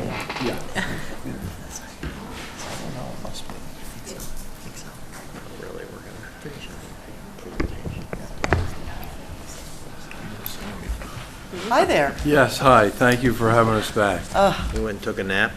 They went out to dinner Yeah. in the city. You guys look more similar every time you come here. You're That's really funny. Yeah, we both have the That's actually super black funny. jeans. That's true. Workout. Oh, my goodness. So we submitted on November 6th, and we were informed that, because we were adding Lot 4A, that we needed to have a public hearing on that matter. So we scrambled and pulled everything together on that. And so I think we're looking for, to set the public hearing at the next meeting on December 3rd. But when we, well, no buts, but when we submitted, we responded to preliminary plat comments, you know, to make it a final plat. So we did that, and of course, the biggest thing that we submitted were the book of easements that we submitted over to Thank you for that. everybody. And then also the attorneys and surveyors and us, we reviewed the table that kind of outlines all the easements on it and went back and forth on that. And I know Victoria has particular interest in that. So the table of easements stuff, which is pretty tough to get through, but it's there. Lynn went through it multiple times. if you had any questions on that, we would like to get a final, you know. You're going to add one now for drainage in the back? Well, I told Chris to look at the grading and see if he could tighten it up. Yeah. And get it off the lot line. If Okay. not, we may just add a wall for now to make it clean and keep this thing going. Okay. Does the new roundabout fit? Oh, I'm sorry. Does the Yeah. new roundabout fit in Yep. that Yep. area? Okay. Yep. It looks bigger because of the Yeah. sidewalk. Okay. You know, it's really the same size. He did a great job. Dave did a great job with it. There's one section on the west side of that where we can't get the walk out as wide as he wanted because of the grading down to the wetland area. So. But it'll be close. It'll be close. But all the, we checked everything, closed everything, the surveyor wrote a easement certifying to all the easements, something that Pete wanted, so we included that. And any comments that you have here tonight that I can address and respond to. Thank you. Tad, any more comments there? No. Okay. Bonnie? Pete? No, other than, so what you said was that this, like, submission that you made, just recently made, like, addressed a lot of the preliminary plat conditions, so we need to go through and Yes. just see which ones are checked off Yep. on this, and then, so if And there we're might gonna... be the additional one. Well, yeah, right, but so that if we're gonna go Okay. do something on the 3rd, then Then we're looking we want to to do make sure final. we know what, like, conditions Yep. are left, if any. Okay. We would hope, All right. we're shooting for none, but we know there might be a couple. Right. Okay. Okay. Toria? Hi, we're just talking procedurally about the public hearing. You know, I haven't gotten through all the easements yet, but we'll make our way through it. Okay. Yeah, because we're looking to try to make sure that the ones that were on for preliminary, that list goes down, right? That they've met a bunch of them, and find out if there's any that need to be added. Yep. So, So the board is setting, you're going to approve basically the preliminary and final plat at the same time. yep. Because it's got the new lot 4A in there. Yeah. Thank you. Yes. I keep forgetting about that little guy. Anything else? No. Mr. Tuttle? No comments. Mr. Waters? No comments. Ms. Wasser? No comments. Mr. Oliver? No comments. Ms. Lee? No comment. Mr. Gercio? No comments. Terrific. My only comment was when we were discussing the architecture and the drainage around there, and you were talking about how it went beyond the bounds a little bit. Yeah. Should that, Yeah, she was saying that we got to deal with that. So I asked Chris to look at the grading, see if he can tighten it up, get it, keep it. this is where you're within talking the about maybe lot. putting the wall in? Yep, keep it within the lot, and then we'll take a look at it. Okay, And if I have to add an easement, I'll get with Lynn, the transactional attorney, and we'll create an easement. okay. So what I didn't hear you say is, or we would change the lot. Oh, no, we're not changing the lot. Okay. Good answer. Yeah. Not changing that. Good answer. Just wanted to be That's clear on that. locked in. Okay, great. That was my only comment. So can I get a motion to set a public hearing for the Belfield PUD Phase 2B subdivision final plat? Preliminary and final, thank you, for December 3rd. So moved. Second. Any discussion? All in favor, please say aye. Aye. I don't There you remember go. now. Great, thank you, and have a great night. And happy Thanksgiving. Thanksgiving. Yes. Everybody, Yeah, I thank think you. the rest of the stuff is, Yeah, you're right. We've approved Oh, no, this it's easy stuff. There we go. Let's rev up those engines. Yep. We're not. The next item Yeah, on the remote agenda car is a starter. site plan waiver approval for a 3-season rear addition at 46 Horseshoe Drive. Dylan, I believe you have Yep, this I've one. got this one. Hyde Park Planning Board Site Plan Waiver, 46 Horseshoe Drive, Resolution Number 2025-58. Whereas a request for site plan waiver has been made to the Town of Hyde Park Planning Board by Cynthia Stewart to construct a 3-season room addition on the rear of the existing single-family home. And whereas, therefore be it resolved that the Town of Hyde Park Planning Board hereby waives site plan requirements for the proposed changes as described in the request for a waiver of site plan received by the Planning Department on November 8th, 2025, and in the building permit application dated October 24th, 2025. Second. Any discussion? All in favor, please say aye. Aye. Any nays or abstentions? Motion carries. Next item on the agenda is a site plan waiver for Ronald and Susan Roberts, I believe. That's me. Ms. Lee has it. Ronald and Susan Roberts at 53 Mulford Avenue in Statsburg, 6167-03-1763991, site plan waiver, resolution number 2025-59. Whereas a request for site plan waiver has been made to the Town of Hyde Park Planning Board by Robert and Susan Roberts to install a heat pump on the side of the existing single-family home located at 53 Mulford Avenue, and whereas, now therefore it be resolved, the Town of Hyde Park Planning Board hereby waives site plan requirements for the proposed changes as described in the October 15th, 2025 building permit application and request for a waiver of site plan received on October 31st, 2025. Second. Any discussion? All in favor, please say aye. Aye. Motion, any nays or abstention? Motion carries unanimously. Next item on the agenda is a site plan waiver for Infinity Hyde Park LLC.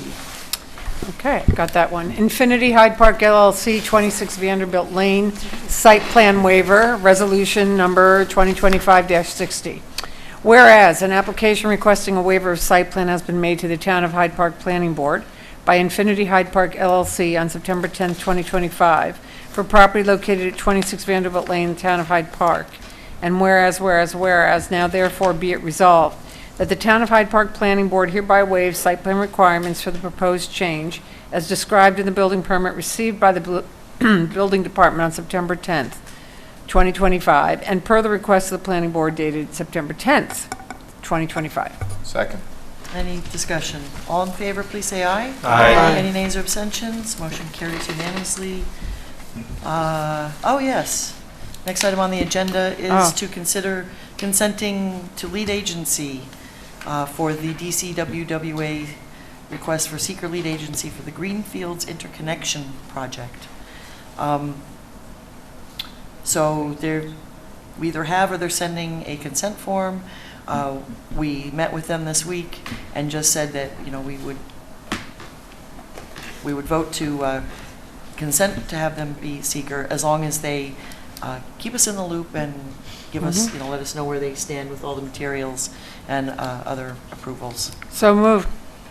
Second. All in favor, please say aye. Aye. Can I get a motion to adjourn? I'll make that motion. Second. All in favor, please say aye. Aye. I was saving that one.